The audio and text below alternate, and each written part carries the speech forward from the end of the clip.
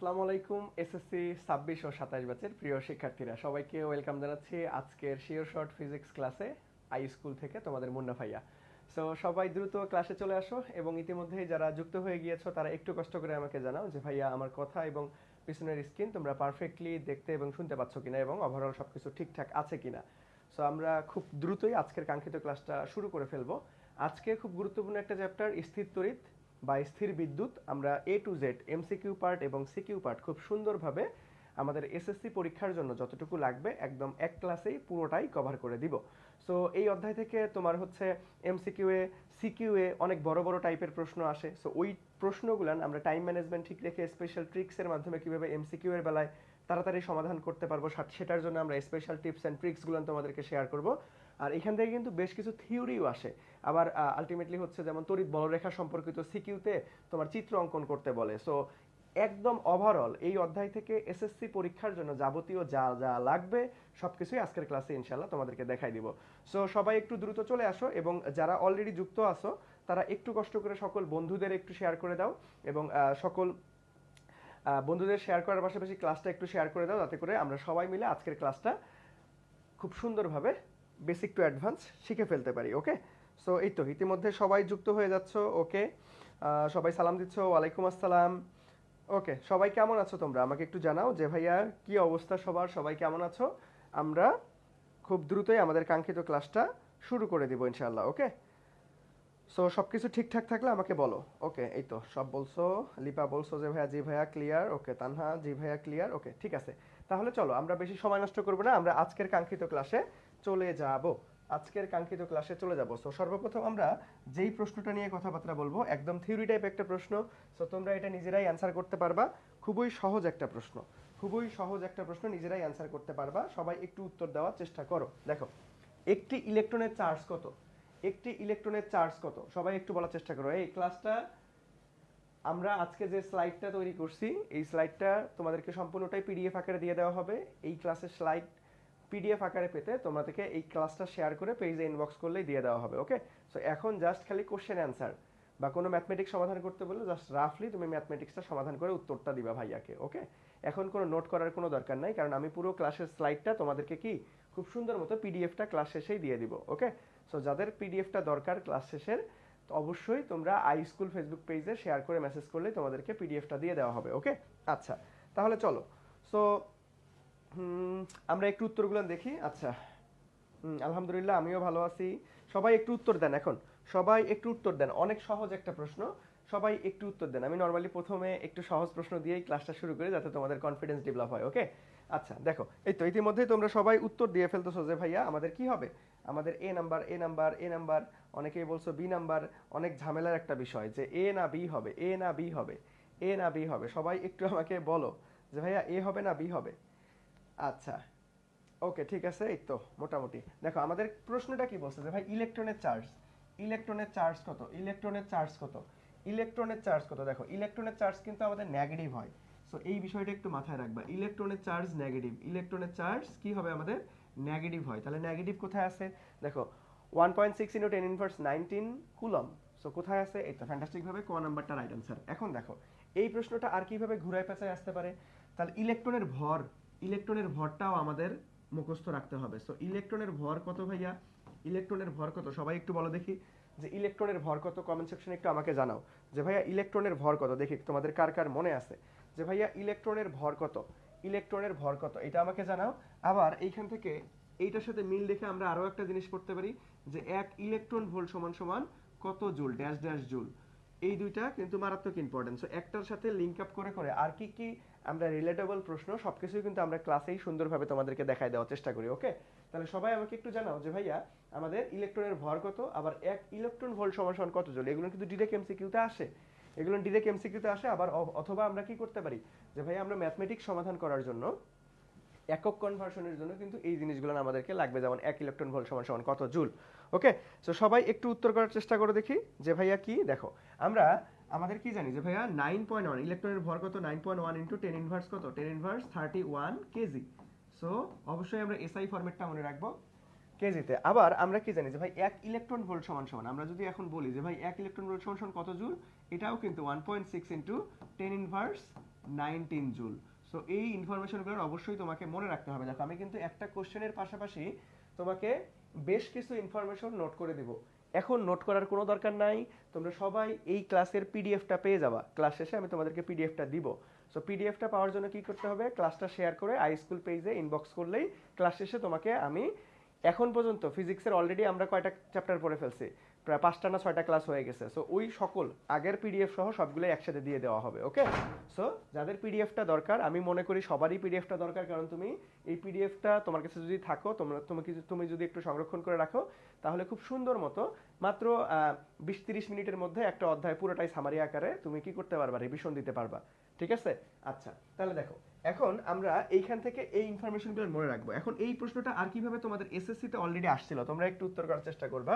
যে ভাইয়া আমাকে যদি বলা হয় যে ভাইয়া প্রোটনের চার্জ কত, প্রোটনের চার্জ কত, সবাই একটু কমেন্ট সেকশনে আমাকে জানাও দেখি যে ভাইয়া প্রোটনের চার্জ কত, প্রোটনের প্রোটনের চার্জ কত। এটাও কিন্তু তোমাদের এসএসসিতে অলরেডি আসছে, এসএসসিতে অলরেডি আসছে। তাহলে প্রোটনের চার্জ কত বলো দেখি, সবাই একটু কমেন্ট সেকশনে আমাকে জানাও যে ভাইয়া প্রোটনের চার্জ কত। আচ্ছা, তোমরা ইলেকট্রনের ভর অনেকেই গ্রাম এককে দিছো, কোনো সমস্যা নেই।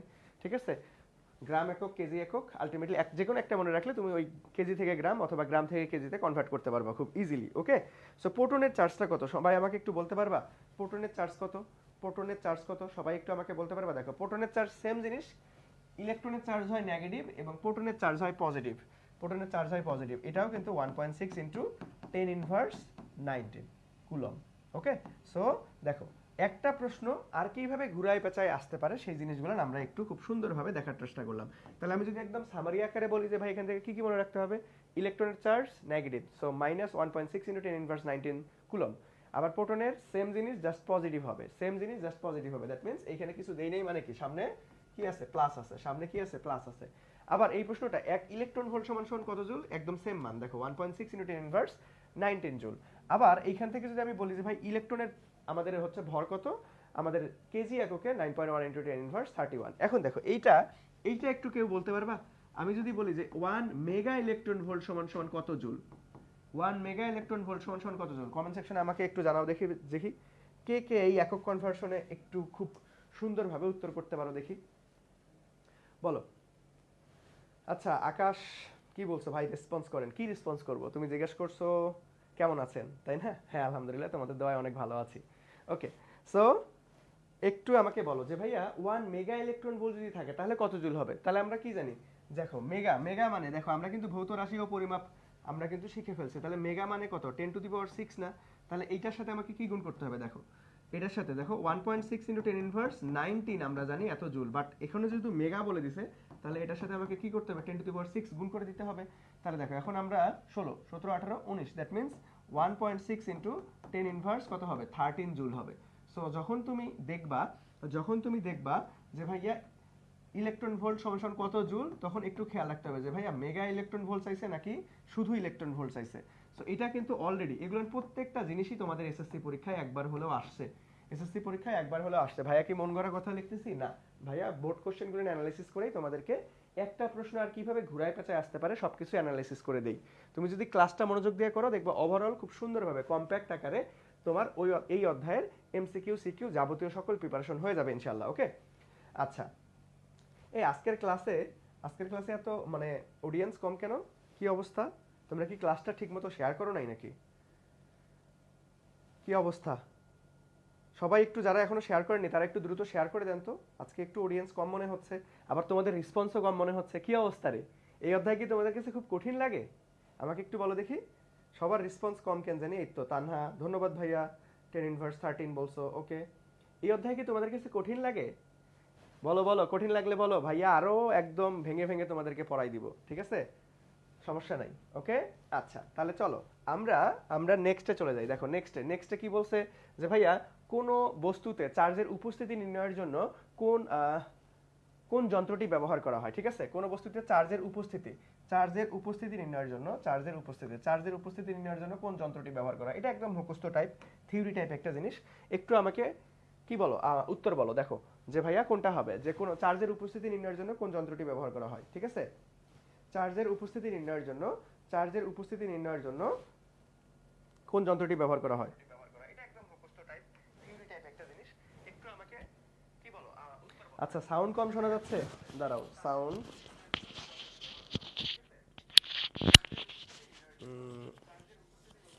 ওকে, এখন দেখো দেখি সাউন্ড কি ঠিকঠাক আছে।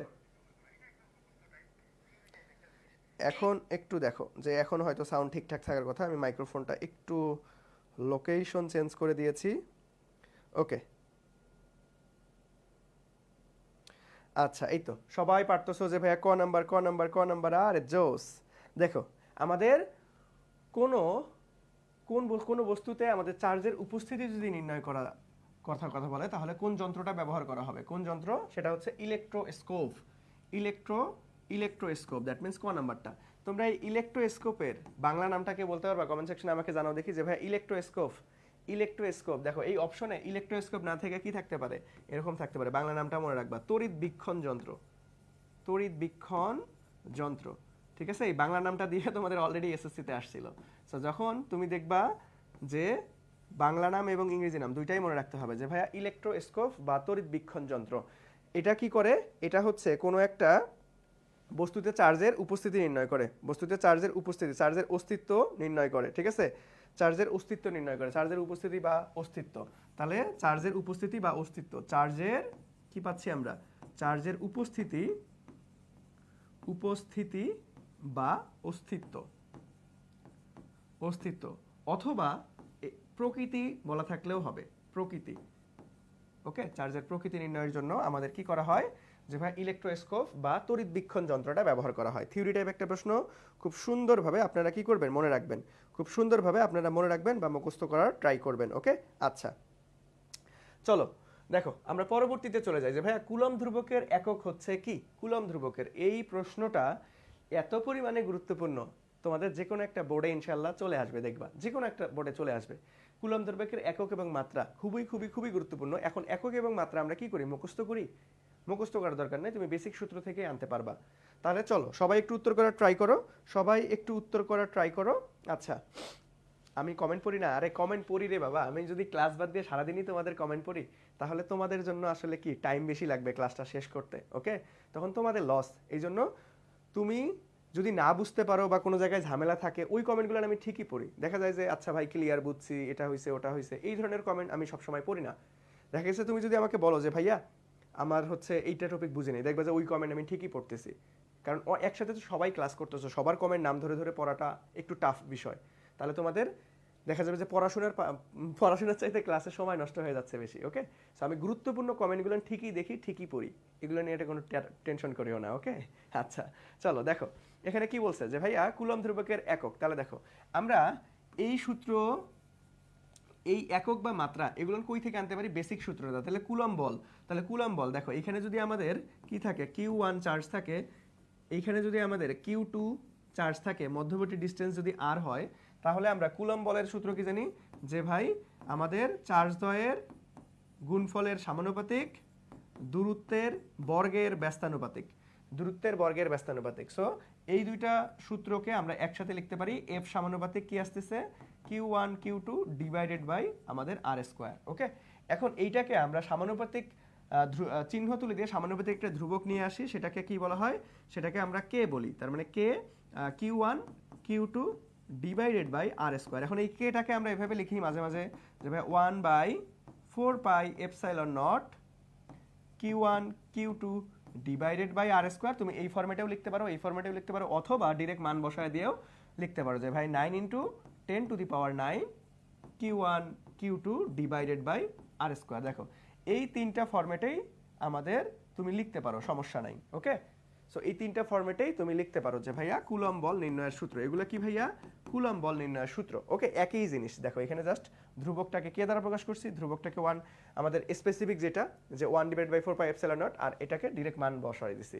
এখন কোনটার কাজ কি দেখো, এই সূত্রগুলান একদম বেসিক সূত্রগুলান আমরা সিকিউতে, এটা থেকে কিন্তু গ নাম্বারে একটা তুমি ইনশাআল্লাহ প্রশ্ন পাবা যে ভাইয়া মধ্যবর্তী কুলম্ব বল নির্ণয় করো, মধ্যবর্তী কুলম্ব বল নির্ণয় করো। ওকে, সো গ নাম্বারে যখন তুমি উত্তর করবা তখন তোমাকে একটা বিষয় অবশ্যই খেয়াল রাখতে হবে, সেটা কি দেখো এই বলের মানটা কি আসতে পারে, আমাদের বলের মানটা কি আসতে পারে, পজিটিভ হইতে পারে, বলের মানটা নেগেটিভ হইতে পারে।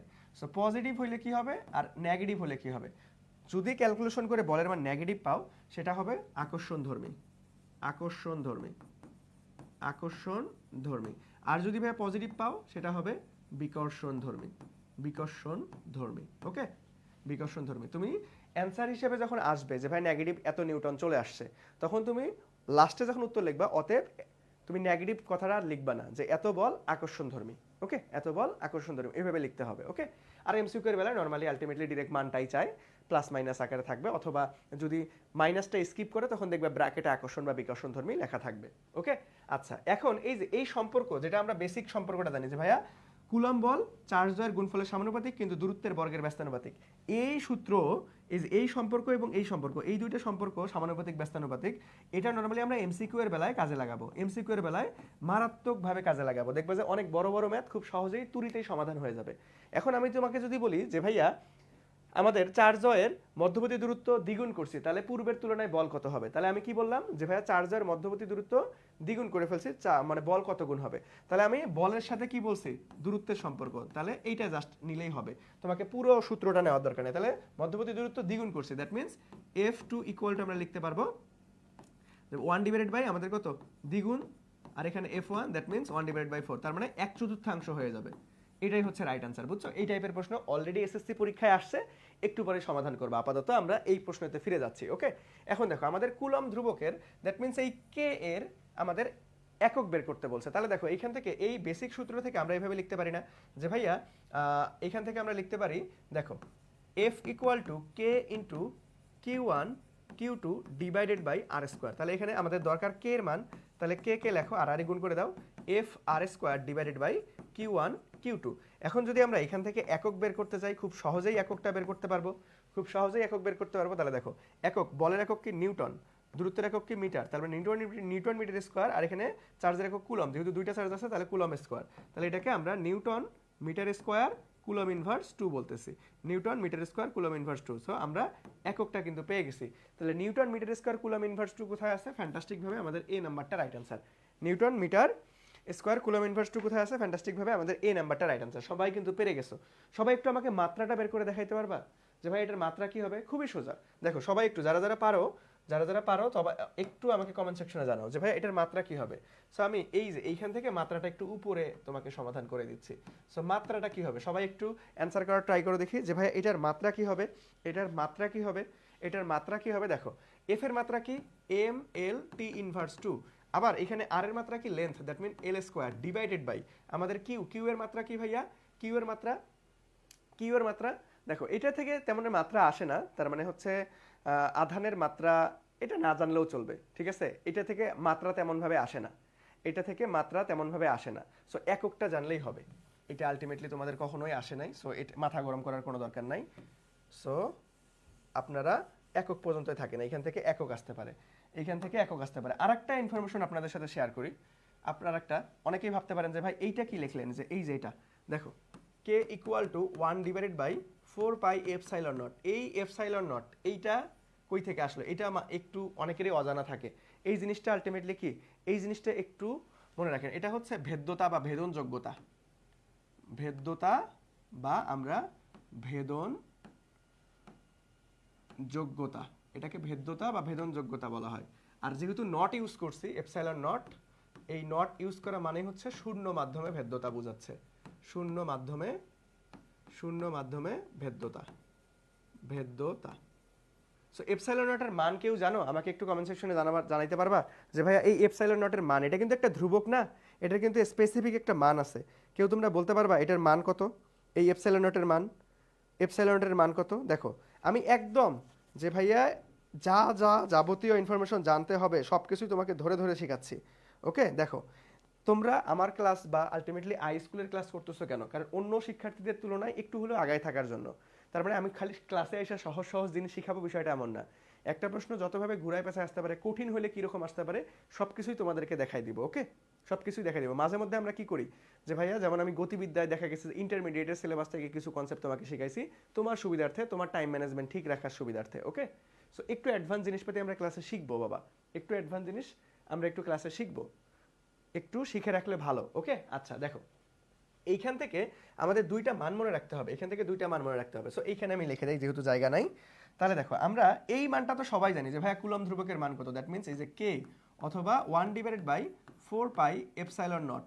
এই পুরো জিনিসটার মান কত 9 ইন্টু 10⁹9 আমরা কি জানি যে newton metre square coulomb inverse 2 এই মানটা তো সবাই জানি দেখো এই মানটা তোমাকে কিভাবে মনে রাখতে হবে দেখো মান এবং আমাদের একক সহ মনে রাখতে হবে মান প্লাস একক পরীক্ষার হলে অপশনে দেখবা যে ভাইয়া সবগুলো অপশনের মান একই হইলে সবগুলোর একক একই না তোমাকে বলা থাকবে যে newton metre inverse 2 coulomb square দেখো এককটা কিন্তু পরিবর্তন হয়ে গেছে তার মানে ওটা অ্যান্সার হবে না আমাদের এককটা কি newton metre square coulomb inverse 2 কিভাবে আসলো ভেঙে ভেঙে কিন্তু আমরা এই যে বের করে দেখাইছি তোমাকে এখন যদি আমি তোমাকে বলি যে ভাই এইখানে একটা যে টার্ম শিখলাম আমরা যে কুলম ধ্রুবককে আমরা ভাঙাইলে 1/4 পাই এপসাইলন নট পাই তার মানে এপসাইলন নটটা কি আবার এপসাইলন নটটা হচ্ছে আমাদের ভেদ্যতা বা ভেদনযোগ্যতা এই ভেদ্যতা বা ভেদনযোগ্যতার আমাদের মান কত দেখি কে কে পারো ভেদ্যতা বা ভেদনযোগ্যতার মান কত কেউ পারবা কেউ পারবা দেখো এটা তোমাদের মানে বইয়ে নাও থাকতে পারে এটা হচ্ছে 8.854 দেখো 8.854 ইন্টু 10 ইনভার্স 12 ওকে 10 ইনভার্স 12 8.854 ইন্টু 10 ইনভার্স 12 আর এককটা কি হবে এই যে এই জিনিসটার উল্টা এটার উল্টা এককটা হবে তার মানে এখানে কি ছিল কুলম ইনভার্স 2 তাহলে এখানে হয়ে যাবে কুলম স্কয়ার এখানে নিউটন ছিল তাহলে এখানে নিউটন ইনভার্স 1 হয়ে যাবে আর এখানে মিটার স্কয়ার ছিল এখানে মিটার ইনভার্স 2 হয়ে যাবে এইটা জাস্ট উল্টা ভার্সন এটার জাস্ট উল্টা ভার্সন ঠিক আছে সো যেহেতু আমাদের কি আছে কুলম ধ্রুবক তাহলে কুলম ধ্রুবকের একটু ভিতর থেকে আমরা একটু বিস্তারিত জিনিসটা দেখে ফেললাম সো তোমাদের এটা এসএসসি পরীক্ষায় তেমন আসে না এটা এইচএসসি পরীক্ষায় বাবা অনেকবার আসছে এটা এইচএসসি পরীক্ষায় অনেকবার আসছে যে ভাইয়া আমাদের ভেদ্যতা বা ভেদনযোগ্যতা এপসাইলন নটের মান শূন্য মাধ্যমে ভেদ্যতার মান কত বা এককটা কত এককটা কি হবে আমাদের এইটার উল্টা অর্থাৎ কুলম বলের উল্টা এককটা হবে তাহলে newton metre square coulomb inverse 2 এটাকে উল্টাই দাও coulomb square newton inverse metre inverse 2 মানটা কত 8.854 ইনটু 10 ইনভার্স 12 এতটুকু এক্সট্রা ইনফরমেশন একটু কষ্ট করে মনে রাখো তাহলে অন্যদের তুলনায় তুমি আগে থাকবে যদি কঠিনও হয়ে যায় এখান থেকে প্রশ্ন চলে আসতে পারে যেহেতু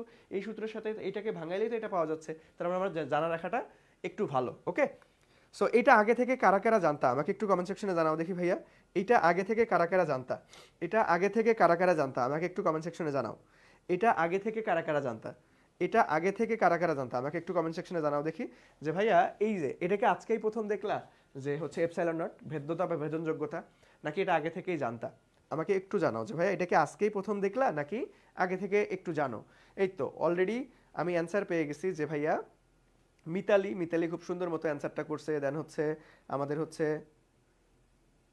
চৈতি খুব সুন্দরভাবে অ্যান্সার করছে সাবাস এই তো এটা অনেকেই জানে ঠিক আছে এটা একটু মনে রাখবে দেখো তার মানে একটা প্রশ্ন দেখো খুব সিম্পল একটা প্রশ্ন ছিল আমাদের এটার একক কি বাট আমরা পড়াশোনা করার সময় কিন্তু এটা থেকে একদম 14 গোষ্ঠী উদ্ধার করে ফেলছি এইভাবেই তোমাকে পড়াশোনা করতে হবে এইভাবেই তোমাকে প্রত্যেকটা জিনিসের বেসিক কনসেপ্ট ক্লিয়ার থাকতে হবে আমরা বলি না যে ভাই বেসিক কনসেপ্ট ক্লিয়ার করো এটা কেমনে তুমি বেসিক কনসেপ্ট ক্লিয়ার করবা প্রত্যেকটা জিনিসের এইভাবেই বেসিক কনসেপ্ট ক্লিয়ার মানে ওই প্রশ্নটা আর যতভাবেই ঘুরাই পাশে আসুক না কেন তুমি যাতে 100% অ্যাকুরেসিতে অ্যান্সার করতে পারো এটারই নাম হচ্ছে বেসিক কনসেপ্ট ক্লিয়ার এবং আমরা সেই কাজটা তোমাদেরকে খুব সুন্দরভাবে গুছাই দিচ্ছি ইনশাল্লাহ ওকে আচ্ছা তাহলে চলো আমরা নেক্সটে চলে যাই এটা নিয়ে অনেক কথাবার্তা বলছি এখন তোমরা দেখবা যে সামনের কয়েকটা প্রশ্ন তোমরা দেখা মাত্রই উত্তর করে ফেলবা এখন এটা আমাকে উত্তর করে দাও না পারলে খবর আছে ঠিক আছে না পারলে খবর আছে দেখো কি বলতেছে যে শূন্য স্থানে কুলম্বের ধ্রুবকের মান কত শূন্য স্থানে কুলম ধ্রুবকের মান কত তাহলে দেখো কুলম ধ্রুবকের মান চাইছে আমার তাহলে 9 ইন্টু 10⁹9 9 ইন্টু 10⁹9 দেখো সবগুলোর মানই সেম তাহলে আমরা কি একটু আগেই তোমাকে নোট করে দিছি মান এবং একক দুইটাই খেয়াল রাখতে হবে ওকে সো দেখেন এখন আমরা একটু আগেই দেখলাম যে ভাই newton metre square coulomb inverse 2 এটা হচ্ছে কুলম ধ্রুবকের একক একটু আগেই পাইছি তাহলে এককটা কোথায় ঠিক আছে দেখো এই যে নিউটন মিটার ইনভার্স 2 আছে হবে না এটা তার মানে newton metre square coulomb inverse 2 that means খ নাম্বারটাই রাইট অ্যান্সার খুব সহজ তার মানে আমাকে এই ধরনের প্রশ্নে মান এবং একক দুইটাই খেয়াল রাখতে হবে মান প্লাস একক আমরা খেয়াল রাখবো ওকে মান প্লাস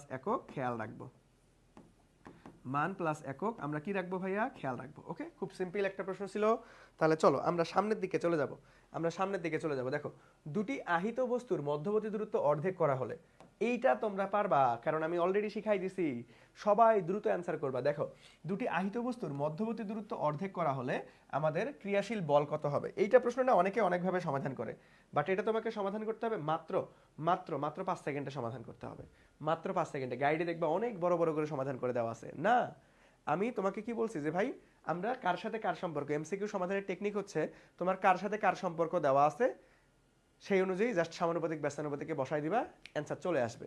দেখো আমাকে বলছে যে ভাইয়া দুটি মধ্যবর্তী দূরত্ব, দ্যাট মিন্স আর এর মান কি করছে, অর্ধেক করে ফেলছে, আর অর্ধেক করে ফেলছে। তাহলে আমাদের কি হবে, ক্রিয়াশীল বল, দ্যাট মিন্স এফ এর মান কত হবে, মানে পরিবর্তিত বল কত হবে। তাহলে ভাই এখানে কোনো চার্জের কথা বলা আছে? চার্জের কথা বলা নাই, তার মানে বল এবং আমাদের দূরত্বের মধ্যে সম্পর্ক। তাহলে কুলম্বের সূত্র থেকে আমরা কি জানি, বল এবং দূরত্বের সাথে সম্পর্ক কি, আমাদের বর্গের ব্যস্তানুপাতিক সম্পর্ক। তাহলে এই সম্পর্ক থেকে দেখো আমরা কয়েকটা লাইন জাম্প করে সূত্র বানিয়ে নিতে পারবো। এটাকে এভাবে লেখা যায় যে ভাইয়া যে F2 divided by F1 equal to আমাদের R1 ডিভাইডেড বাই R2 তার উপরে হোল স্কোয়ার। এটা থেকে এটা লিখতে পারবো। দেখো আমরা F2 লিখছি, যেহেতু ব্যস্তানুপাতিক সম্পর্ক এই জন্য আর R2 হবে না, উল্টাই যাবে, তার মানে R1 লিখলাম। এটা তুমি এইখান থেকে এখন F2 এর মানটা তুমি খুব সহজেই বের করতে পারবা। অথবা তুমি ডিরেক্ট এই পদ্ধতির আগে আরও শর্ট করা যায়, তুমি ডিরেক্ট এইখানে লিখবা যে ভাই F2, তুমি দেখো মনে মনে একটু আরও ক্যালকুলেশন, আরও কয়েকটা লাইন জাম্প করবা। তাহলে কি এই F1টা অলওয়েজ এইখানে যায় গুণ হবে না, এইখানে যায় গুণ হবে না। তাহলে তুমি F2 ইকুয়াল টু জাস্ট মান বসাই দাও, এখানে আর এর মানটা বসাই দাও। তাহলে 1 ডিভাইডেড বাই আর এর মান কত, অর্ধেক করছো, তার মানে অর্ধেক তার উপরে স্কোয়ার, আর এখানে F1 মানে পূর্বের এত গুণ হবে। তাহলে 1 ডিভাইডেড বাই 4 F1, তাহলে এটাকে ক্যালকুলেশন করলে জাস্ট উল্টায় গিয়ে 4 F1 হবে, তার মানে আমাদের 4 গুণ হবে, তাহলে 4 গুণ কোথায় আছে, ফ্যান্টাস্টিক ভাবে ঘ নাম্বারটা দেখো, একদম গরম গরম প্রশ্ন, কুমিল্লা আবার 25-এ আসা প্রশ্ন, খুব সুন্দর একটা প্রশ্ন, ঠিক আছে। তার মানে আমরা এই বড় সূত্র নিব না ভাই, যে F equal to K into Q1 Q2 divided by R square, এই সূত্র নিব না। এটা শুধুমাত্র আমরা ম্যাথের ক্ষেত্রে নিব, যে বড় বড় ম্যাথ যখন সমাধান করব তখন। আর তোমাকে যদি বলে যে ভাই এটা এত গুণ করছে, তাহলে বল কত গুণ হবে, তাহলে সিম্পল জাস্ট সমানুপাতিক। দেখো এমসিকিউ এ যখনই দেখবা যে কোনটা কার কত গুণ, এই টাইপের প্রশ্ন বলছে যে ভাই কোনটা কার কত গুণ হবে, তুমি জাস্ট সমানুপাতিক ব্যস্তানুপাতিক সম্পর্ক, সমানুপাতিক বা ব্যস্তানুপাতিক সম্পর্ক সূত্র অনুযায়ী যেই সম্পর্কটা, সেই সম্পর্ক দিয়ে ম্যাথ সমাধান করে ফেলবা।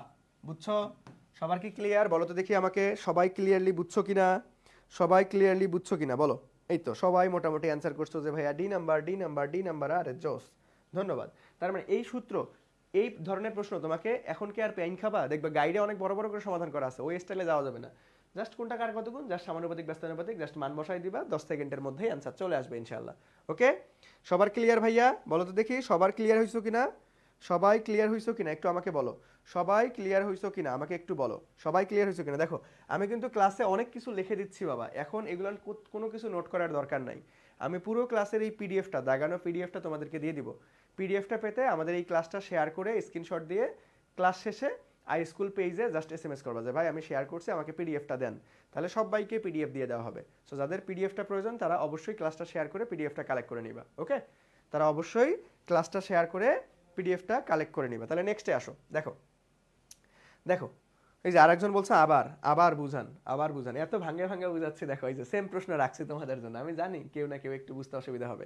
দেখো এইটা প্রশ্ন বুঝার মাধ্যমে আগেরটা বুঝে ফেলবো, একই টাইপের প্রশ্ন। দেখো একই টাইপের প্রশ্ন আমরা একটু দেখার ট্রাই করি। দেখো এইখানে জাস্ট আরেকটু হালকা লেজ লাগাই দিছে, যে দুটি আহিত বস্তুর মধ্যবর্তী দূরত্ব এবং প্রতিটি আধানের পরিমাণ দ্বিগুণ। তাহলে দেখো আগে ছিল শুধুমাত্র মধ্যবর্তী দূরত্ব, বাট এখন কি করছে, দুটি আহিত বস্তুর মধ্যবর্তী দূরত্ব এবং প্রতিটি আধানের পরিমাণ, দ্যাট মিন্স এইখানে আমাদের কার মান ভাই, আর এর মান এবং কিউ এর মান দুইটাই কি করছে ভাইয়া, দ্বিগুণ করা হয়েছে। দুইটাই কি করছে, দ্বিগুণ করছে হলে মধ্যবর্তী ক্রিয়াশীল বল কিরকম হবে। তাহলে এইখানে কি আমরা বড় সূত্রটা ইউজ করব, কখনোই না। দেখো আমাদের কি বলছে ভাই, দেখো অ্যান্সার গুলো দেখো, অর্ধেক হবে, এত গুণ হবে, যে গুণ আছে, এই যে অর্ধেক বা গুণ আছে, তাহলে এইটা মানেই হচ্ছে সমানুপাতিক বা ব্যস্তানুপাতিক, সমানু বা ব্যস্তানুপাতিক সম্পর্ক। তাহলে বেসিক সূত্র আমরা কি জানি, বলের সাথে, যে ভাই কুলম্ব বল আমাদের হচ্ছে চার্জ দ্বয়ের গুণফলের সমানুপাতিক, দূরত্বের বর্গের ব্যস্তানুপাতিক। দেখো এখন আমরা এই পুরোটাই নিলাম কেন, কারণ আমাদের আর এর সাথে এবং কিউ এর সাথে দুইটার সাথেই সম্পর্ক স্থাপন করতে প্রশ্নে বলে দিছে, ঠিক আছে। আর এর সাথে এবং আমাদের কিউ এর সাথে দুইটার সাথে সম্পর্ক স্থাপন করতে বলে দিছে, তাহলে খুব সহজ। আর এর আগের প্রশ্নে কি ছিল, দেখো এর আগের প্রশ্নে শুধুমাত্র দূরত্ব ছিল, দ্যাটস ওয়াই আমরা জাস্ট এই সম্পর্কটা নিছি, এফ এর সাথে আর এর সম্পর্ক। ওকে, আচ্ছা তাহলে এখন মান বসাই দাও। দেখো তাহলে এফ এর মান কি হইছে ভাই, আলটিমেটলি চার্জ দ্বয় উভয়কে দ্বিগুণ করছে, তাহলে কিউ2 এর মান 1, আবার হচ্ছে কিউ1 2 করে দ্বিগুণ করে দিয়েছে, দূরত্ব কি হয়েছে, দ্বিগুণ হয়েছে, তার মানে এটাও 2 স্কোয়ার। তাহলে উপরে কি আসতেছে 4, নিচেও আসতেছে 4, 4 4 1, তার মানে সেম অ্যাজ বিফোর, আগের মতোই থাকবে, অপরিবর্তিত থাকবে, একই থাকবে। তার মানে গ নাম্বারটা আমাদের রাইট আনসার। বুঝছো? দেখছো, এই প্রশ্নটা যদি তুমি গাইডের নিয়মে সমাধান করতে যাও, ইয়া বড় বড় করে সমাধান করে দেওয়া আছে। সো ওই নিয়মে আমরা করব না, আমরা জাস্ট এইটা কোনটা কার কত গুণ এই টাইপের প্রশ্নে সমানুপাতিক ব্যস্তানুপাতিক দিয়ে করব। কোনটা কার কত গুণ এই টাইপের প্রশ্নে আমরা সমানুপাতিক ব্যস্তানুপাতিক দিয়ে করে ফেলবো। ওকে, সো এর আগের কোশ্চেনটা যারা বুঝো নাই, বুঝছো ভাইয়া বলো? সেম টাইপের প্রশ্ন এই জন্য রাখছি আমি, আমি জানি কারো একটু বুঝতে অসুবিধা হতে পারে। সো একই ক্যাটাগরির প্রশ্ন একটু আলটিমেটলি আমি রাখি ক্লাসের মধ্যেই। তো সবাই একটু বলো যে এটা কি সবার ক্লিয়ার হইছো? এটা কি সবাই ক্লিয়ার হইছে এখন? সবাই ক্লিয়ার হইছে ভাইয়া? এটা কি সবাই ক্লিয়ার হইছে এখন? এটা কি সবাই ক্লিয়ার হইছে? আমাকে একটু বলো দেখি, এটা কি সবাই ক্লিয়ার হইছো কিনা এখন? এটা কি সবাই ক্লিয়ার হইছো কিনা এখন? ওকে, এই তো মোটামুটি সবাই অ্যান্সার করছো ভাইয়া, সি হবে, সি হবে, ধন্যবাদ। তাহলে চলো আমরা পরবর্তীতে চলে যাই। দেখো পরবর্তী ডিরেক্ট একটা সূত্র চলে আসছে, দেখি কার কার মুখস্থ বিদ্যা ভালো আছে, সূত্রগুলো কার কার মনে আছে। দেখো এখানে কি বলতেছে যে ভাইয়া স্থির তড়িৎ বল এফ, আধান কিউ এবং তড়িৎ ক্ষেত্রের তীব্রতা ই হলে কোন সম্পর্কটি সঠিক, অথবা এটাও এইভাবে বোর্ডে আসছিল যে নিচের কোন সম্পর্কটি সঠিক। দ্যাট মিন্স আমাদেরকে এখানে এফ কিউ এবং আর, দ্যাট মিন্স ই মানে কি যে ভাইয়া তড়িৎ প্রাবল্য, তড়িৎ প্রাবল্য, আর এখানে কিউ হচ্ছে চার্জ, আর এফটা তো আমরা সবাই জানি এফটা হচ্ছে বল। এই তিনটাকে মিলায় আমাদের কোন সূত্র আছে সেটা বের করতে হবে। তাহলে দেখো আমরা কি সূত্র জানি, সবাই একটু করো দেখি, সবাই একটু অ্যান্সার করো দেখি ভাইয়া, আমরা কি সূত্র জানি বলো? আমরা কি সূত্র জানি? আমরা কি সূত্র জানি সবাই একটু বলো। দেখো তড়িৎ প্রাবল্য সূত্র কি জানি আমরা, যে ভাইয়া তড়িৎ ক্ষেত্রে কোনো একটা ধনাত্মক আধানকে স্থাপন করলে ওই আধানটা যে পরিমাণ বল অনুভূত করে সেটাকে আমরা প্রাবল্য বলি। That means F divided by আমরা কিউ বলতে পারি।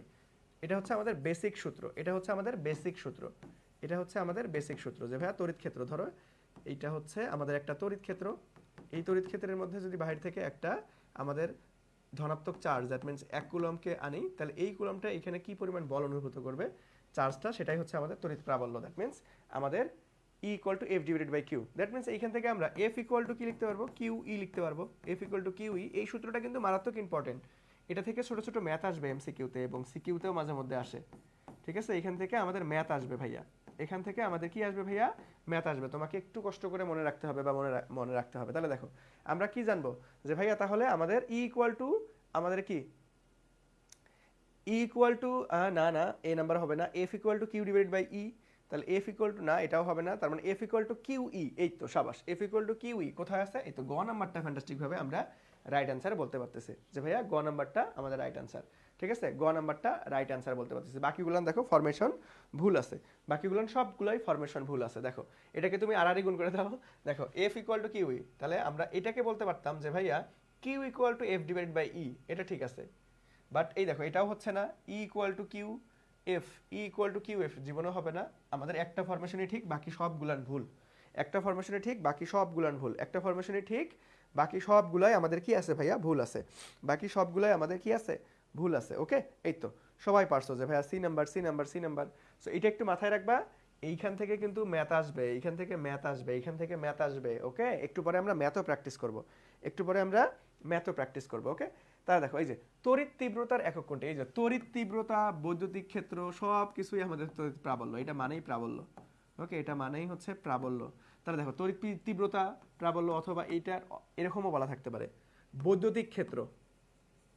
বৈদ্যুতিক ক্ষেত্র, দেখো একটা জিনিসকে বিভিন্ন নামে প্রকাশ করা যায়, এই বৈদ্যুতিক ক্ষেত্রও থাকতে পারে। সো তড়িৎ তীব্রতা, বৈদ্যুতিক আমাদের হচ্ছে ক্ষেত্র, সবগুলাই আমাদের এই যে প্রাবল্য একই জিনিস। দ্যাট মিন্স ই, তার মানে ই ইকুয়াল টু একটু আগে পাইছি এফ ডিভাইডেড বাই কিউ। তাহলে এটার একক কি হবে ভাইয়া, নিউটন, আর এখানে তো নিচে কুলম, তার মানে নিউটন কুলম ইনভার্স 1। তাহলে নিউটন কুলম ইনভার্স 1 কোথায় আছে দেখো তো, নিউটন কুলম ইনভার্স 1, এই তো ফ্যান্টাস্টিক ভাবে ডি নাম্বারটা আমাদের রাইট অ্যান্সার। ফ্যান্টাস্টিক ভাবে কি ভাইয়া, ডি নাম্বারটা আমাদের রাইট অ্যান্সার। ফ্যান্টাস্টিক ভাবে কি ভাইয়া, ডি নাম্বারটা রাইট অ্যান্সার। ঠিক আছে, আচ্ছা জাহিদ কি ইন্ডিয়া থেকে ক্লাস করতেছো? ওরে বাপরে, সাবাস।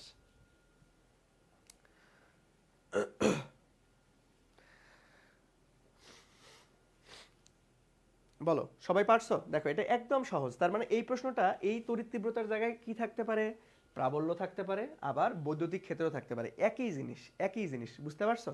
একই জিনিস, তার মানে একটা জিনিসকে বিভিন্ন নামে প্রকাশ করা যায়। একটা জিনিসকে কি ভাইয়া বিভিন্ন নামে প্রকাশ করা যায়। এই বিষয়গুলো একটু মাথায় রাখতে হবে কষ্ট করে। ওকে, আচ্ছা, এই তো মোটামুটি সবাই উত্তর করছো, ধন্যবাদ সবাইকে। নেক্সটে আসো, দেখো এই যে আস্তে আস্তে একটু ম্যাথে চলে যাবো। ওকে, তাহলে দেখো এখানে কি বলতেছে যে ভাইয়া 30 নিউটন কুলম ইনভার্স 1 তড়িৎ তীব্রতা, দ্যাট মিনস এটা কার মান? ইর মান দেওয়া আছে। তড়িৎ তীব্রতা, তড়িৎ প্রাবল্য, বৈদ্যুতিক ক্ষেত্র একই জিনিস। দেখো তাহলে এত তীব্রতা তড়িৎ ক্ষেত্র এত কুলম চার্জ, এত কুলম এর আহিত কোনো বস্তুতে স্থাপিত করলে সেটি কত বল লাভ করবে, দ্যাট মিনস কত বল, এফ এর মান তোমাকে বের করতে বলছে। তাহলে এটা কি এর মান দেওয়া আছে, এটা হচ্ছে কিউ এর মান দেওয়া আছে। তাহলে আমরা এখনই বেসিক সূত্রটা কি শিখলাম ওই অনুযায়ী সমাধান করে ফেলি। চলো বেসিক সূত্রটা কি শিখলাম ভাইয়া, যে ই ইকুয়াল টু আমরা এফ ডিভাইডেড বাই কিউ শিখলাম। বাট এখন আমাদের ই লাগবে না, আমাদের বের করতে বলছে কত বল অনুভব করবে, এফ এর মান। তাহলে F equal to Q E, তাহলে মান বসাই দাও। তাহলে কিউ এর মান কত? কিউ এর মান জাস্ট সূত্র মুখস্থ রাখলে এগুলো একদম পানি ভাত প্রশ্ন। তাহলে 10 কুলম আর এখানে হচ্ছে 30, তার মানে আমাদের 3 আর 2টা শূন্য, 300 নিউটন। তাহলে 300 নিউটন কোথায় আছে? 300 নিউটন, ফ্যান্টাস্টিক ভাবে এই নাম্বারটা রাইট অ্যান্সার। বুঝছো? এগুলান ভাই তোমার যদি সূত্র মুখস্থ রাখতে পারো, এগুলো একদম পানি ভাত প্রশ্ন, খুবই ছোট ছোট ম্যাথ, এগুলো অনেক গুরুত্বপূর্ণ। এটা তোমার এসএসসিতেও আসে, যেমন এসএসসিতেও তেমন আসে, যখন তুমি এইচএসসিতে উঠবা কিছুদিন পর।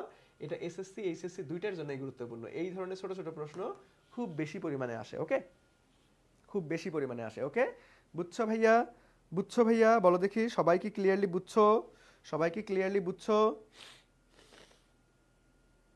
আচ্ছা, দেখো ভুল হওয়া আলটিমেটলি মান সম্মানের ভয় না, বলো না, এটা কিন্তু ঠিক না। দেখো তুমি ভুল হোক, যদি সব কোশ্চেনেই ভুল অ্যান্সার দাও, বিশ্বাস করো আমি কখনোই অবাক হব না। আমার কাছে ধরো আমি তোমাদেরকে যদি মানে পারতাম যে সবাই তোমরা রেসপন্স করো, তাহলে আমি আরো খুশি হই। ঠিক আছে, তুমি যতটুকু জানো, যেটা অ্যান্সার মনে হচ্ছে তুমি করো ভাই।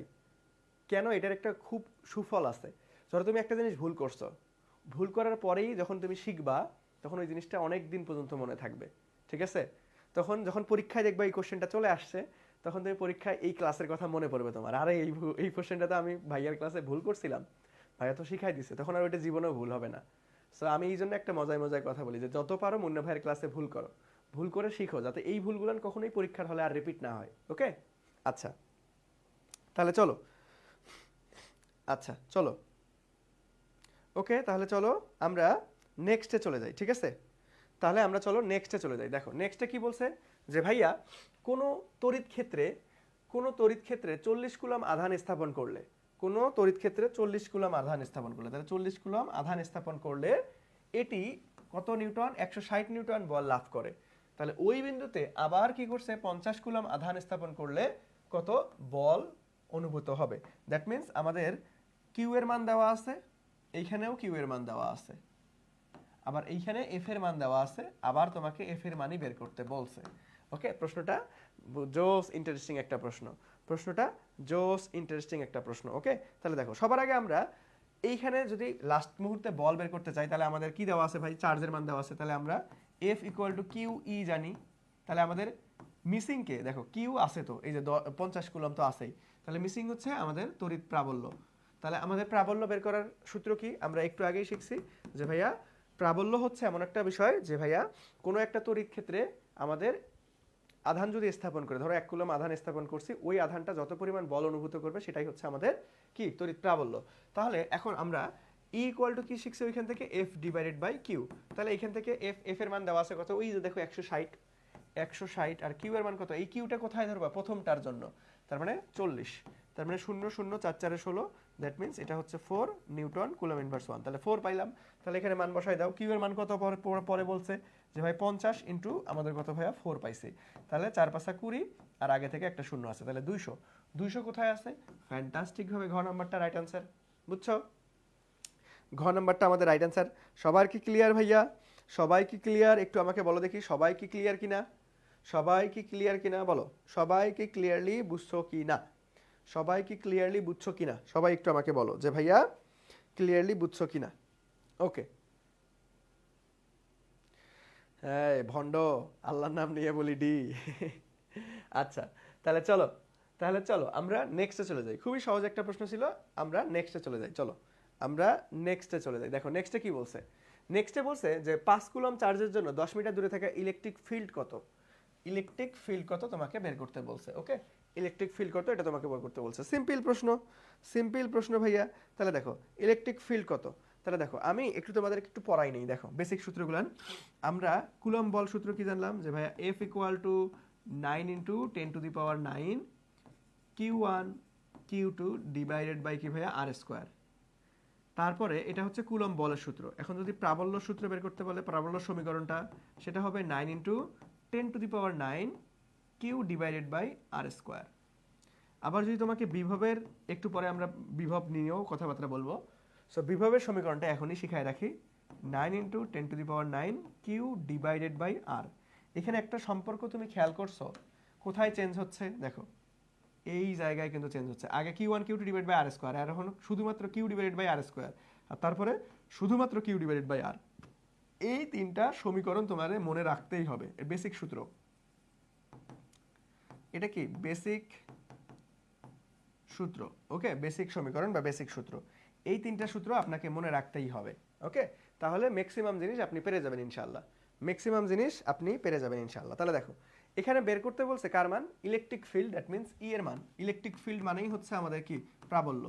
তাহলে ই এর মান বের করতে বলছে, আপনারা কি কি দেওয়া আছে ভাইয়া, দেওয়া আছে হচ্ছে আমাদের কি চার্জের মান দেওয়া আছে এবং এত দূরে অবস্থান করতেছে, এত দূরে অবস্থান করতেছে। তাহলে এখন কি আমরা এই সূত্র ইউজ করব যে ভাই তারা প্রাবল্য সূত্র এফ ডিভাইডেড বাই কিউ?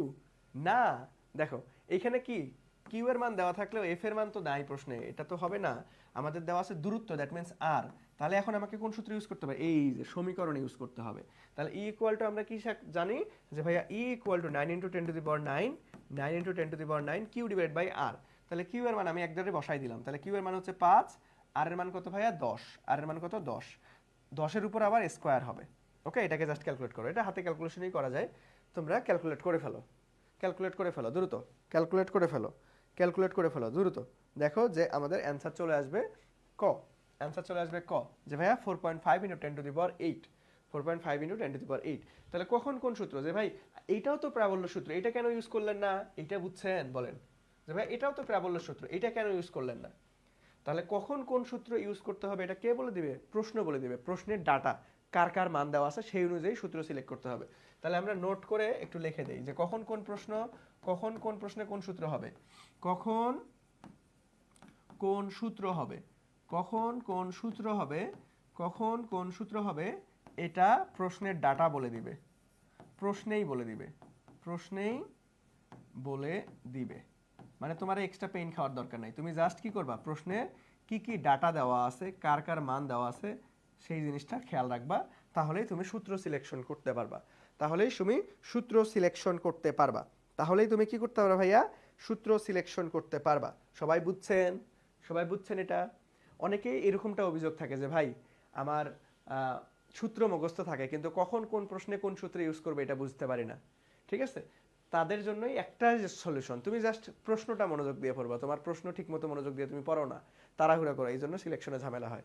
তুমি দেখবে কার কার ডাটা দেওয়া আছে সেই ডাটা অনুযায়ী সূত্র সিলেক্ট করতে হবে। ওকে, আচ্ছা তাহলে চলো আমরা নেক্সটে চলে যাই। তো মোটামুটি সবাই পারছো, ঠিক আছে। ওকে, তাহলে চলো নেক্সটে চলে যাই। দেখো নেক্সটে এই যে তড়িৎ বলরেখা, খুবই সুন্দর একটা কনসেপ্ট। এইখান থেকে তোমার সিকিউ এমসিকিউ দুইটাই আসে বলরেখা থেকে, সিকিউ এমসিকিউ, সিকিউ এমসিকিউ বলরেখা থেকে। এই বলরেখা তোমার মেইন জিনিসটা বুঝতে হবে, বলরেখা, তড়িৎ বলরেখা, তড়িৎ বলরেখা বুঝতে হবে। তাহলে দেখো এটা একটা থিওরি টাইপ প্রশ্ন, দেখি সবাই বুঝতে পারছো কিনা, সবাই একটু আমাকে কমেন্ট সেকশনে অ্যান্সার করার ট্রাই করো দেখি যে ভাইয়া তড়িৎ বলরেখার ক্ষেত্রে কোনটি সঠিক নয়। দেখো এখানে তোমাকে কি বের করতে বলছে ভাইয়া, সঠিক নয়। তোমরা অ্যান্সার করতে থাকো, আমি একটু পানি খেয়ে নেই। সবাই একটু দ্রুত অ্যান্সার করো, সবাই একটু দ্রুত অ্যান্সার করেন।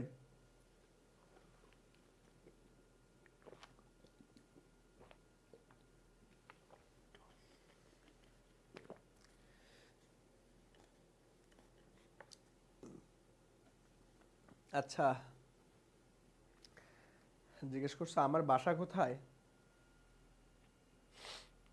হ্যাঁ, কেন পারো না, আমার বাসা হচ্ছে রংপুরে, ঠিক আছে?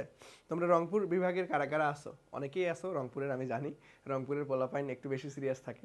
আমি যে কোনো ক্লাসে ঢুকে যদি বলি যায় কে কোন বিভাগের, আমি ম্যাক্সিমামই দেখি উত্তরবঙ্গের পোলাপাইন থাকে। রংপুর, তারপরে হচ্ছে ওইখানে দিনাজপুর, দেন হচ্ছে কুড়িগ্রাম, লালমনিরহাট, এগুলোরই বেশি থাকে। ওকে, আমার বাসা হচ্ছে রংপুরে, পীরগাছা উপজেলায়। ওকে, আমি এখন থাকি ঢাকায়। চলো দেখো, তাহলে এই তো সবাই অ্যান্সার করতেছো যে ভাইয়া কি হবে কি হবে কি হবে, আমাদের অ্যান্সার কি হবে? এই তো মোটামুটি সবাই পারতেছো যে ভাইয়া ডি হবে, ডি হবে, ডি হবে। দেখো তাহলে ডি কি বলতেছে সেটাই আগে পড়ি আমরা। তোমরা সঠিক উত্তর দিয়েছো যে পজিটিভ চার্জের বেলায় বলরেখা পজিটিভ চার্জের কেন্দ্রবিত হবে, এইটা কখনোই ঠিক না।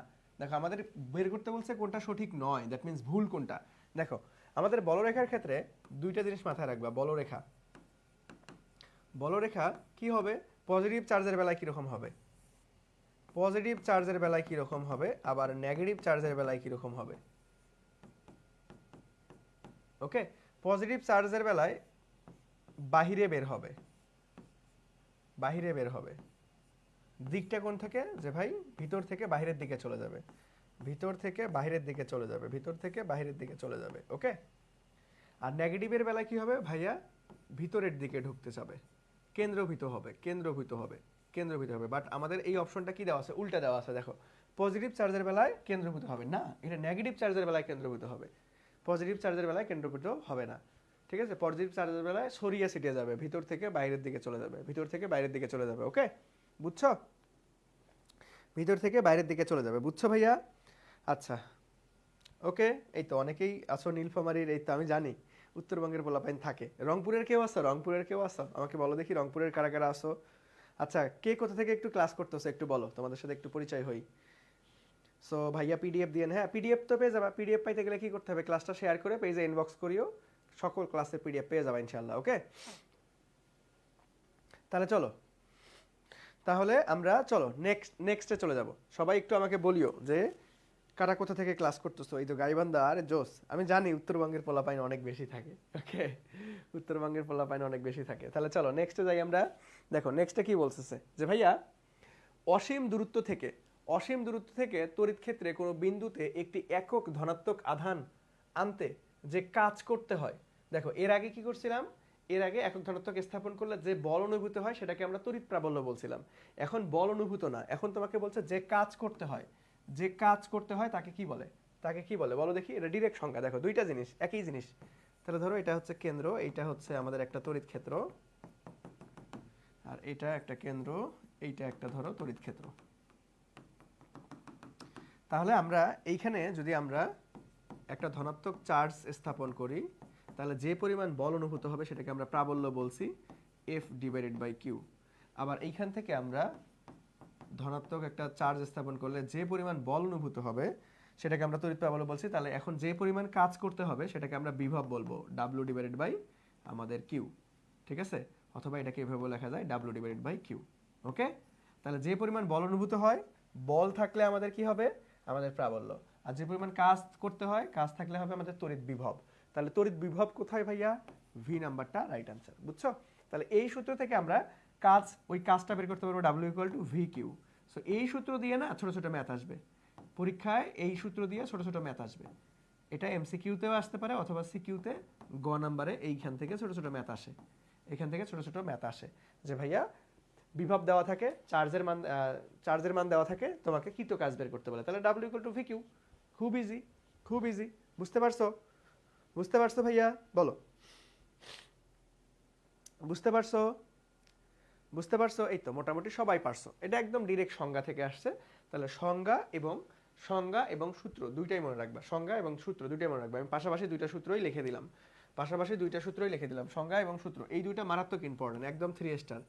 একটা প্রশ্ন ইনশাল্লাহ এখান থেকে পাবা এমসিকিউ বা সিকিউতে, এই দুটো সূত্র থেকে একটা সূত্র তুমি পাবাই পাবা, একটা সূত্র থেকে তুমি পাবাই পাবা, ঠিক আছে? এই তো এই যে রংপুরের পোলাপাইন, আমি জানি এখানে উত্তরবঙ্গের পোলাপাইন বেশি থাকে। ওকে, এই তো রংপুরের কে আসো? প্রিয়াঙ্কা আসো রংপুরের। ওকে, আচ্ছা। ওরে বাপরে, এই তানহাকে নিয়ে আজকে প্রচুর কমেন্ট আসতেছে। ভাই নিজের ক্লাসের দিকে ফোকাস করো, ঠিক আছে? নিজের ক্লাসে ফোকাস করো।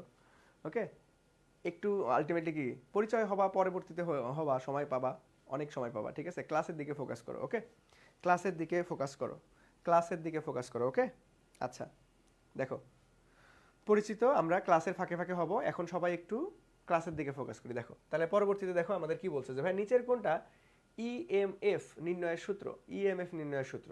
তাহলে এই ইএমএফ মানে কি, এইটার কারণে অনেকেই আমরা অ্যান্সারটা করতে পারবো না, বাট এটা যখন আমি বলে দিব তখন দেখবা যে অনেক ইজি, ঠিক আছে, অনেক ইজি হয়ে যাবে।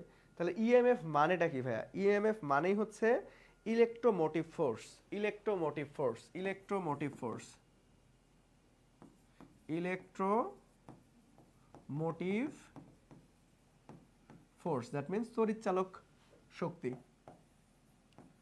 তড়িৎ চালক শক্তি, ঠিক আছে? দেখো এই যে আমাদের ইংরেজি নামগুলো কিন্তু বেশ কাজে লাগতেছে, ইংরেজি নামগুলো কিন্তু বেশ কাজে লাগতেছে, ঠিক আছে? ইংরেজি নামগুলো কিন্তু বেশ কাজে লাগতেছে। তাহলে বলো দেখি এটা কি হবে? ইলেকট্রোমোটিভ ফোর্স, তড়িৎ চালক শক্তি বা তড়িৎ চালক বল, তড়িৎ চালক শক্তি বা তড়িৎ চালক বলের সূত্র কি হবে? তড়িৎ চালক বল, বলো সবাই দ্রুত, সবাই দ্রুত। তাহলে দেখো একটু আগেই আমরা একটা সূত্র শিখছি, একটু আগেই আমরা একটা সূত্র শিখছি যে ভাইয়া আমাদের তাহলে তড়িৎচালক বলের কি সূত্র হবে? দেখো আমরা E ইকুয়াল টু এটাও লিখতে পারবো, W ডিভাইডেড বাই কিউ লিখতে পারবো, ঠিক আছে? তাহলে W ডিভাইডেড বাই কি হবে কোথায়? দেখো W ডিভাইডেড বাই কিউ কোথায়? আমাদের খ নাম্বারটা, ঠিক আছে? এটা ডিরেক্ট সূত্র, মনে রাখবা একটু। নেক্সটে আসো, দেখো এই যে এই প্রশ্নটা বেশ ইন্টারেস্টিং একটা প্রশ্ন, এই প্রশ্নটা বেশ ইন্টারেস্টিং একটা প্রশ্ন, সবাই আমরা একটু খেয়াল করি। দেখো এটা কোনো ম্যাথই সমাধান করা লাগবে না, তুমি কনসেপ্টটা যদি জানা থাকে খুব ইজিলি উত্তর করতে পারবা। দেখো এখানে কি বলছে, এখানে কি বলছে, দেখো এখানে কি বলছে, দেখো এখানে কি বলছে, এখানে আমরা কি বলছে একটু দেখি যে ভাইয়া এ আহিত বস্তুতে ভূ সংযোগ করা হলে, তাহলে এ একটা আহিত বস্তু, দ্যাট মিন্স এখানে কি আছে? ধনাত্মক চার্জ আছে, ধনাত্মক চার্জ, দেখো এই সবগুলাই প্লাস, তাহলে আমরা বলতেছি যে ভাইয়া এটা ধনাত্মক চার্জ আছে, ধনাত্মক চার্জ আছে। ওকে, তাহলে এ আহিত বস্তু ভূ সংযোগ, তার মানে এই আহিত বস্তুটাকে কি করছে? ভূমিতে সংযোগ করে দিছে, দিলে পি বিন্দুতে তড়িৎ প্রাবল্য, পি বিন্দুতে তড়িৎ প্রাবল্য কত হবে সেটা তোমাকে বের করতে বলছে যে ভাইয়া এ আহিত বস্তুতে আমরা যদি ভূ সংযোগ করে দিই তাহলে পি বিন্দুতে প্রাবল্য, দেখো পি বিন্দুতে কত চার্জ আছে? 8 কুলম আছে, আর এদের মধ্যবর্তী কাজ করতেছে 10 নিউটন। তাহলে এটার উত্তর কি হবে? সবাই একটু উত্তর করার চেষ্টা করে দেখি, দেখি কার কনসেপ্টটা ক্লিয়ার আছে। এইটা তোমার কনসেপ্ট ক্লিয়ার থাকলে তুমি ম্যাথ না করে ডিরেক্ট মুখস্থ অ্যান্সার বসাই দিতে পারবা। এই তো অনেকেই পারতেছো যে ভাইয়া কি হবে, অনেকেই পারতেছো যে ভাইয়া 15 কি হবে? এ হবে। হ্যাঁ সাবাস, যারা এ দিয়েছো ধন্যবাদ।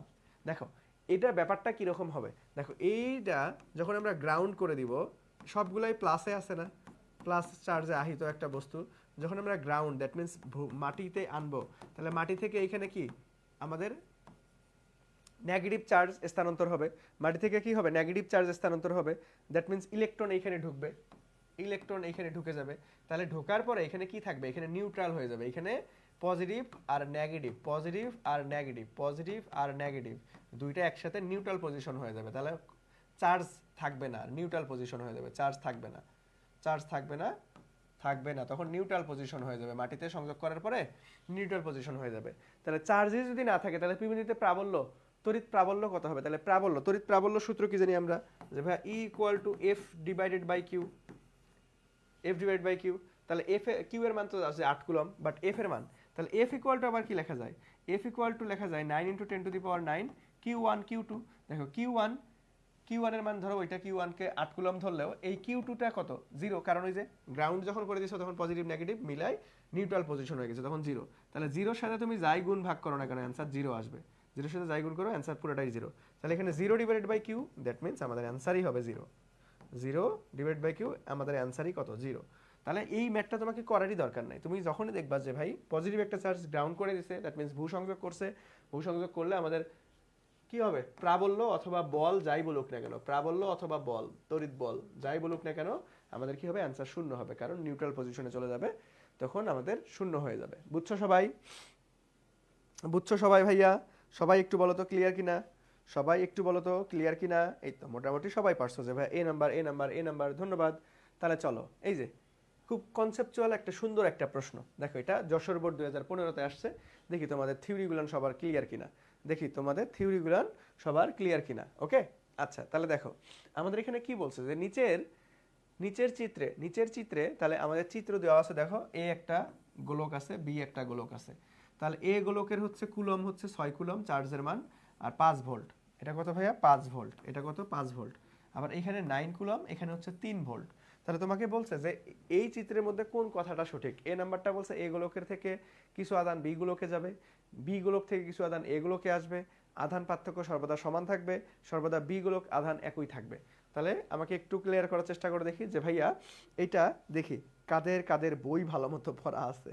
দেখি এগুলো থিওরি টাইপ প্রশ্ন। দেখো দেখো আধান আধান দেখো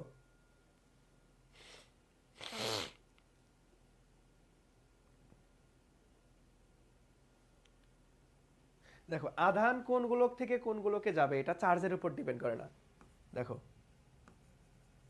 এটা চার্জের উপর ডিপেন্ড করবে না,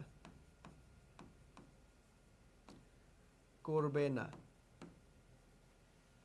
আধান দ্যাট মিন্স আমাদের আধান কোন গোলক থেকে কোন গোলকে যাবে, যে ভাই এই যে কম আধান থেকে বেশি আধানে যাবে অথবা বেশি আধান থেকে কম আধানে যাবে, এটার উপর ডিপেন্ডই করে না। তার মানে এটার কাজ নাই এইখানে, এটার কাজ নাই যে চার্জ আলটিমেটলি কোন জায়গা থেকে কোন জায়গায় যাবে, এটা চার্জের উপর ডিপেন্ড করে না। চার্জের আধান বা চার্জের উপর এটা ডিপেন্ড করবে না। তাহলে কিসের উপর ডিপেন্ড করবে? ডিপেন্ড করবে হচ্ছে বিভবের উপরে। বিভবের উপরে বিভবের উপরে ডিপেন্ড করবে। কার উপরে ডিপেন্ড করবে ভাইয়া? বিভবের উপরে ডিপেন্ড করবে। তাহলে বিভবের উপরে ডিপেন্ড করবে মানে কি, যে ভাইয়া আমাদের বেশি আধান থেকে কম আধানে যাবে নাকি কম আধান থেকে বেশি আধানে যাবে? বলো দেখি এ আর বি এর মধ্যে কোনটা ঠিক হবে। দেখি এ আর বি এর মধ্যে কোনটা ঠিক হবে, বলো এ আর বি এর মধ্যে কোনটা ঠিক হবে।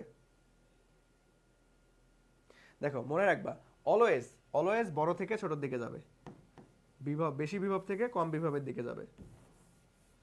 তাহলে বেশি বিভব থেকে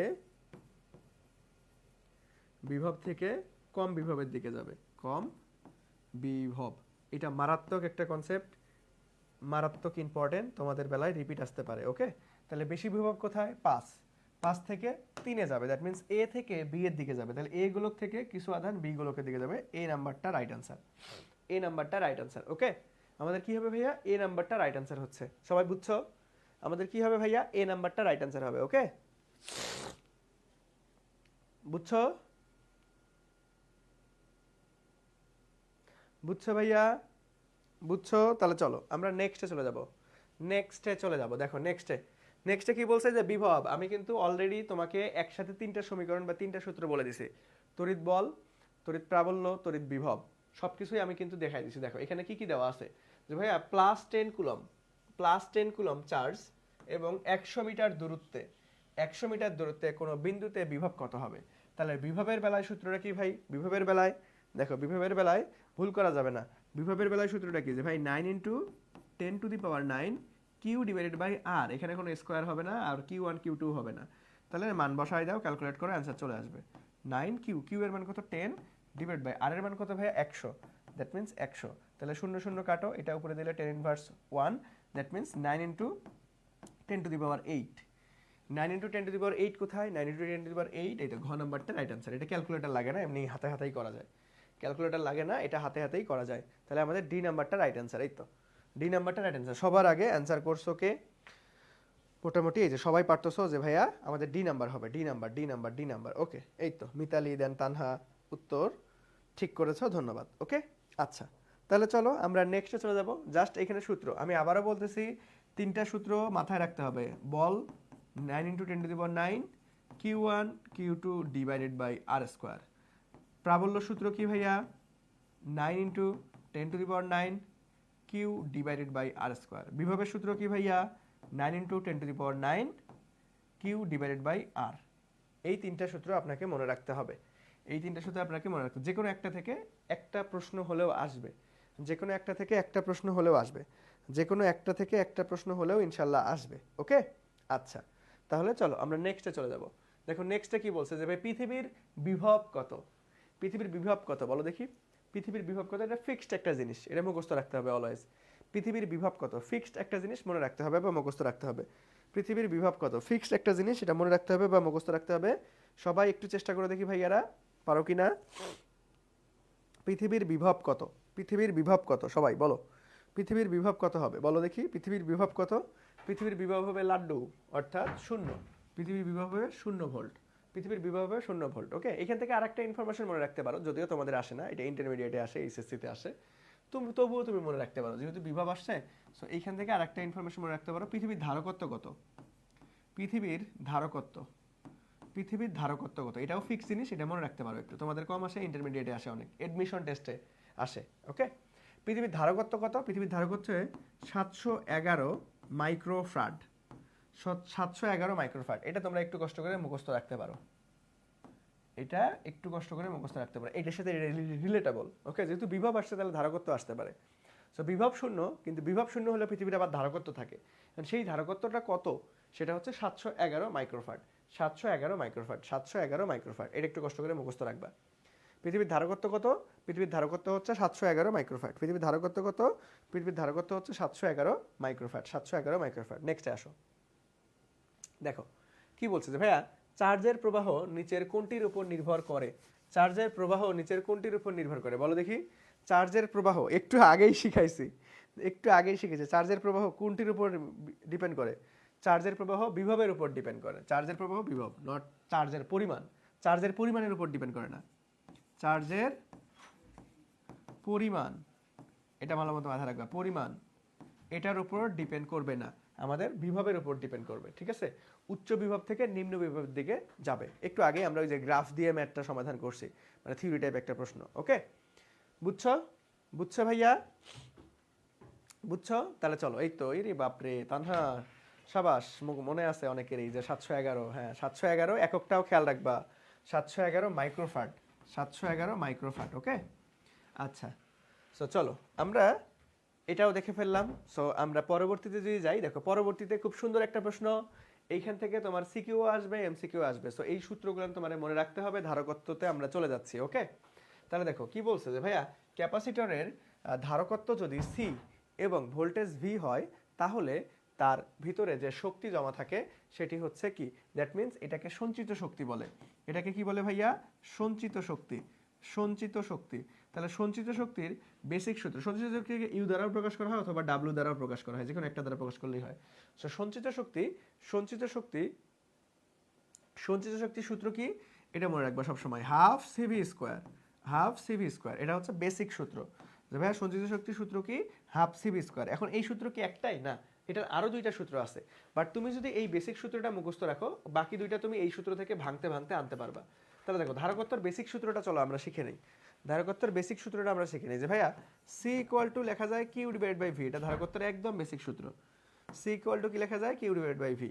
এখন আসো যে ভাই এখানে আমি তাহলে কিউ ইকুয়াল টু কি লিখতে পারবো? সিভি, অথবা আমি ভি ইকুয়াল টু লিখতে পারবো কিউ ডিভাইড বাই সি। এই দুইটা ফরমেশন আমরা পাইলাম। সো এখন মান বসাই দাও। দেখো আমরা এইটাকে এভাবে লিখতে পারি না যে ভাই half C V into V লেখা যায়? ভি স্কোয়ারকে ভিকে দুইটা ভাঙাই লিখলাম, প্যারা নাই। তাহলে এখন সিভির পরিবর্তে কি লেখা যায় বলো তো? এই দেখো, সিভির পরিবর্তে আমরা কিউ লিখতে পারবো। তাহলে এখান থেকে আমরা বলো, এখান থেকে আমরা যে হাফ আমাদের কিউ ভি পাচ্ছি। তাহলে এটা কিন্তু আরেকটা সূত্র পেয়ে গেলাম, এটা কিন্তু আরেকটা সূত্র পেয়ে গেলাম। দেখো আমাদের হাফ কিউ ভি। আবার আরো একটা সূত্র যে ভাই এখানে আমরা কার মান বসাবো? এখন এখন ভির মান বসাই দেও। এখন ভির মান, তাহলে V equal to Q divide by C. তাহলে এইটার জায়গায় যদি আমি ভির মান বসাই দিই, তাহলে হাফ, দেখো এখানে থাকতেছে হাফ, এখানে থাকতেছে সিভি, আর এখানে আবার ভি এর জায়গায় আমরা একটা লিখতে পারবো কিউ ডিভাইড বাই, আমরা হচ্ছে, আচ্ছা এইখানে একবারই বসাই দেই, এখানে না বসায় দেখো এই এই সূত্রেই বসাই দাও, এই সূত্রে। তাহলে হাফ আমাদের সি, আর ভি এর জায়গায় আমি Q divide by C, that means Q square divided by C square পাচ্ছি। তাহলে এইখানে আমরা কি করব? এই একটা সি কাটো, তাহলে ইউ বা ডাব্লিউ ইকুয়াল টু পাচ্ছি যে ভাইয়া আমাদের half Q square divided by C. তাহলে দেখো একটা সূত্র থেকে আমরা তিনটা সূত্র পাই গেছি, একটা সূত্র থেকে আমরা তিনটা সূত্র পাই গেছি। তার মানে তোমাকে এক্সট্রা ভাবে এই দুইটা মনে রাখার দরকার নেই, তুমি একটা সূত্র থেকে ভেঙে ভেঙে আনতে পারবা। আর যদি তিনটা একসাথে মুখস্থ থাকে তাহলে খুবই ভালো। এখন কখন কোন সূত্র ইউজ হবে? যদি দেখো যে ভাই ধারকত্ব দেওয়া আছে, বিভব দেওয়া আছে, তাহলে আমাদের হাফ সিভি স্কোয়ার। আবার যদি দেখো বিভব দেওয়া আছে এবং আধান দেওয়া আছে, তাহলে হাফ কিউ ভি। আবার যদি দেখো আধান এবং ধারকত্ব দেওয়া আছে, তাহলে half Q square divide by C. সবাই বুঝছো? তাহলে অ্যান্সার কি হবে? দেখো এখানে বেসিক সূত্রটা আছে হাফ সিভি স্কোয়ার, তাহলে সি স্কোয়ার ভি স্কোয়ার হবে না, সিভি স্কোয়ার, দ্যাট মিন্স গ নাম্বারটা। ঠিক আছে? আর এখানে দেখো ভিসি স্কোয়ার উল্টা আছে, এখানে শুধু সিভি হবে না, তাহলে গ নাম্বারটা রাইট আনসার। এবং এই প্রশ্নটা আমি আরও কিভাবে আসতে পারে বেসিক সূত্রগুলো একবারই তোমাদেরকে খুব সুন্দরভাবে দেখাই দিছি। সবাই একটু বলো যে ভাইয়া ক্লিয়ার কি না, সবাই একটু বলো যে ভাইয়া ক্লিয়ারলি বুঝলা কি না, সবাই একটু বলো যে ভাইয়া ক্লিয়ারলি বুঝলা কি না, সবাই একটু বলো যে ভাইয়া ক্লিয়ারলি বুঝলা কি না। বুঝছো বুঝছো বুঝছো বুঝছো? দেখো এই সূত্র, একটা সূত্র থেকে কিভাবে তুমি ভেঙে ভেঙে বাকি সূত্রগুলো আনতে পারবা। সবাই কি ক্লিয়ারলি বুঝছো ভাইয়া? আমাকে একটু বলো তো, সবাই কি ক্লিয়ারলি বুঝছো? এই প্রশ্নটা মারাত্মক গুরুত্বপূর্ণ, কারণ এই সূত্রগুলো আমাদের সিকিউতে কাজে লাগবে, সিকিউতে লাগবে। ধারকত্ব কনসেপ্টটা থেকে সিকিউ আসে, ওকে? ধারকত্ব থেকে সিকিউ আসে। ভাই 2 নাম্বারটা লাইনটা বুঝি নাই, 2 নাম্বার কোনটা? এই যে এটা, এগুলা দেখো কিচ্ছু করি নাই। যে ধারকত্বের বেসিক সূত্র C equal to Q V, Q divide by V, তাহলে এখানে আর গুণ করে দাও, কিউ ইকুয়াল টু সিভি লেখা যাবে অথবা V equal to Q divide by C লেখা যাবে। তাহলে আমাদের বেসিক সূত্র কি? যে ভাই হাফ সিভি স্কোয়ার। তাহলে এখানে কি করছি, সি কে সি রাখছি, এই ভি স্কোয়ারের জায়গায় ভি এর মান বসাই দিছি, ভি এর মান বসাই দিছি। তাহলে ভি এর মান কত? ওই যে দেখো V equal to Q divide by C লেখা যায়। তাহলে আমরা কিউ ডিভাইড বাই সি, তাহলে যেহেতু স্কোয়ার আছে তাহলে কিউ স্কোয়ার সি স্কোয়ার হবে। তাহলে এইখানে উপরে একটা সি আছে, এই যে এখানে দুইটা সি আছে, তাহলে দুইটা থেকে একটা কাটা দিলাম, তাহলে শুধুমাত্র থাকলো Q square divide by C. Okay, just মান বসাই দিছি, ওকে, জাস্ট মান বসাই দিছি। তাহলে চলো নেক্সটে আসো। দেখো কি বলছে, এই যে সূত্র যদি তোমার জানা থাকে এই ধরনের প্রশ্ন তোমার কাছে পানি ভাত। দেখো এটা একদম গরম গরম প্রশ্ন, ঢাকা বোর্ড 25-এ আসা প্রশ্ন। সো সূত্র যদি মনে থাকে তাহলে এই ধরনের প্রশ্ন তোমার কাছে ভাই পানি ভাত, এই ধরনের প্রশ্ন জাস্ট পানি ভাত তোমার কাছে। দেখো কি বলছে, একক কনভার্সন ফিজিক্সের খুবই গুরুত্বপূর্ণ একটা বিষয়। দেখো এখানে বলছে যে একটা 75 মাইক্রোফ্যারাড এর ক্যাপাসিটর, তার মানে এখানে আমাদের ফ্রাড এ নিয়ে যেতে হবে এসআই ফরম্যাট, কারণ সবগুলাই দেখো কুলম্বে আছে, চার্জের এসআই ফরম্যাটে আছে। তাহলে দেখো একটি 75 মাইক্রোফ্যারাডের ক্যাপাসিটর 220 ভোল্ট বিভব পার্থক্য যুক্ত হলে কতটুকু চার্জ সঞ্চিত থাকবে। তাহলে আমরা চার্জের বেশ কয়েকটা সূত্র পাইছি, তাহলে কোন সূত্র ফেলাবো? দেখো কার কার মান দেওয়া আছে, এটা হচ্ছে এত ক্যাপাসিটির পর, দ্যাট মিন সির মান দেওয়া আছে, এটা হচ্ছে ভি এর মান দেওয়া আছে। তাহলে তুমি এখন হাফ সিভি স্কোয়ার বসাইলেই হয়ে যাচ্ছে, হাফ সিভি স্কোয়ার বসাইলেই হয়ে যাচ্ছে। এত বিভব, বিভবে আমি কি লিখলাম কেন, এটা তো ভি, এটা হচ্ছে বিভব, ভির মান দেওয়া আছে, তার মানে হাফ সিভি স্কোয়ার বসাইলেই হয়ে যাচ্ছে। তাহলে চলো হাফ সিভি স্কোয়ার দিয়ে করে ফেলি। তাহলে কোন সূত্র বসাবো এটা কে বলে দিবে? এটা প্রশ্নের ডাটাই বলে দিবে যে ভাই তোমাকে কোন সূত্র ইউজ করতে হবে, তোমাকে কোন সূত্র ইউজ করতে হবে। ওকে, বুঝছো বুঝছো বুঝছো বুঝছো? আচ্ছা, আলামিন বলছো ভাই এমসিকিউ ফাস্ট করান, বেশি স্লো হয়ে যাচ্ছে। বাপরে, তুই ক্লাসে থাক, কিছুক্ষণ পর দেখবি যে আমি এত স্লো করে পড়াচ্ছি, প্রত্যেকটা জিনিস ভেঙে ভেঙে দিচ্ছি, তারপরেও কমেন্ট আসে যে ভাই এটা বুঝে নাই, আবার বুঝান। ঠিক আছে, আমি যখন ক্লাস নেই, ক্লাসে দেখো নর্মালি 3 ক্যাটাগরির স্টুডেন্ট হয়। একটা হচ্ছে একদম টপ ক্লাস স্টুডেন্ট, আর একটা হচ্ছে মিড রেঞ্জ স্টুডেন্ট, আর একটা হচ্ছে একদম বেসিক দুর্বল। 3 ক্যাটাগরির স্টুডেন্ট হয়। একটা টিচার যখন অনলাইনে ক্লাস নিবে বা অফলাইন হোক, যে কোনো জায়গায় হোক, একটা টিচারের উদ্দেশ্য থাকে আমার ক্লাসে যাতে টপ ক্লাস স্টুডেন্টটাও 100% বুঝে, আমার ক্লাসে যাতে মিড রেঞ্জের স্টুডেন্টটাও 100% বুঝে, আমার কাছে যারা আগে বেশি ভালো মতো পড়ে নাই, যাদের একদম বেশি খারাপ, সেও যাতে ভালো মতো পড়ে, এই 3 ক্যাটাগরির স্টুডেন্ট যাতে বুঝতে পারে, সেই উদ্দেশ্য নিয়েই প্রত্যেকটা টিচারের ক্লাস নেওয়া উচিত আমি মনে করি, এবং আমি সেভাবেই ক্লাস নেই। ঠিক আছে, সো এই জন্য ক্লাস একদম খুব ফাস্টেও যাওয়া হয় না, একদম খুব স্লোতেও যাওয়া হয় না, একদম একটা ফ্লোতে যাই আমরা। ওকে, যে প্রত্যেকটা জিনিস একবার করে অন্তত বলতে হবে, বুঝতে পারছো? সো একটু ধৈর্য ধরে থাকতে হবে ক্লাসে।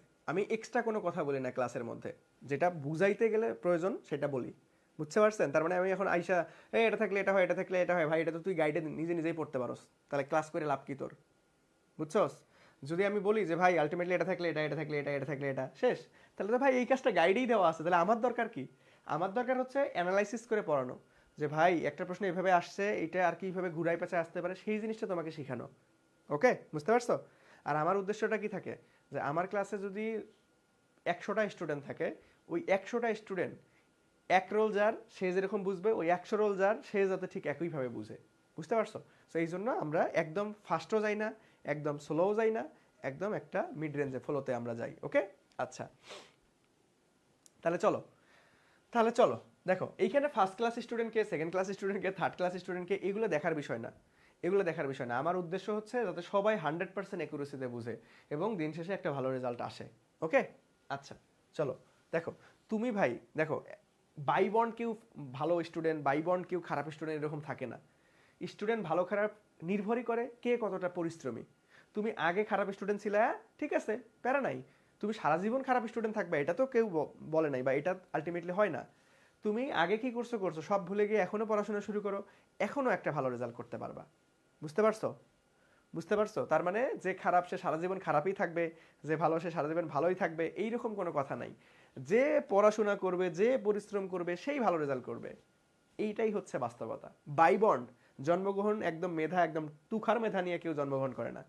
মেধাটা এমন একটা জিনিস যে যত বেশি চর্চা করবে সে তত বেশি আগায় যাবে। ওকে, আচ্ছা তাহলে চলো, তাহলে চলো, ওকে, আচ্ছা তাহলে চলো নেক্সটে যাই আমরা। দেখো এই নেক্সটে না, এটা তো আমি সমাধানই করি নাই এখনো। তাহলে এখন মান বসাই দাও, এই সবাই উত্তর করো।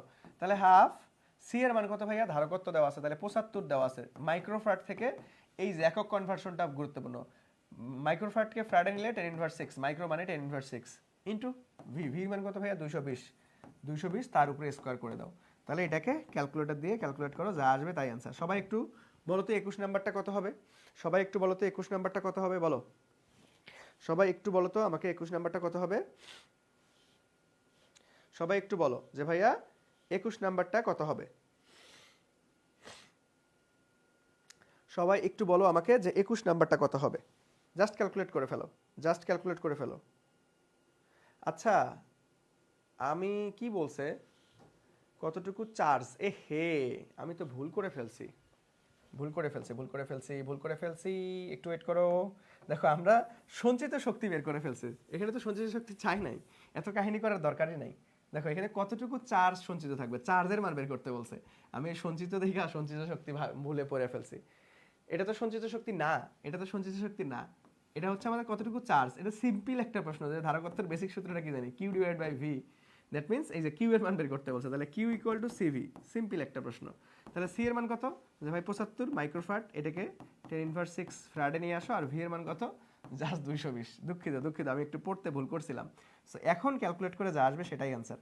বলো, এখন ক্যালকুলেট করো, এখন ক্যালকুলেট করো, আমি একটু পড়তে ভুল করে ফেলছিলাম।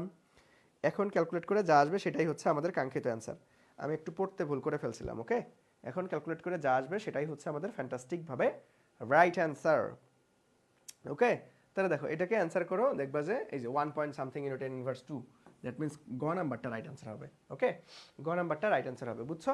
সো আমরা একটু পড়তে ভুল করছিলাম, এটা সঞ্চিত শক্তি চাই না, সঞ্চিত চার্জ বলছে, যে কতটুকু চার্জ সঞ্চিত অবস্থায় থাকবে। ওকে, বুঝছো ভাইয়া? বুঝছো বুঝছো? এই তো সি নাম্বার, সি নাম্বার, ধন্যবাদ। তাহলে চলো, ওকে তাহলে চলো, তাহলে চলো,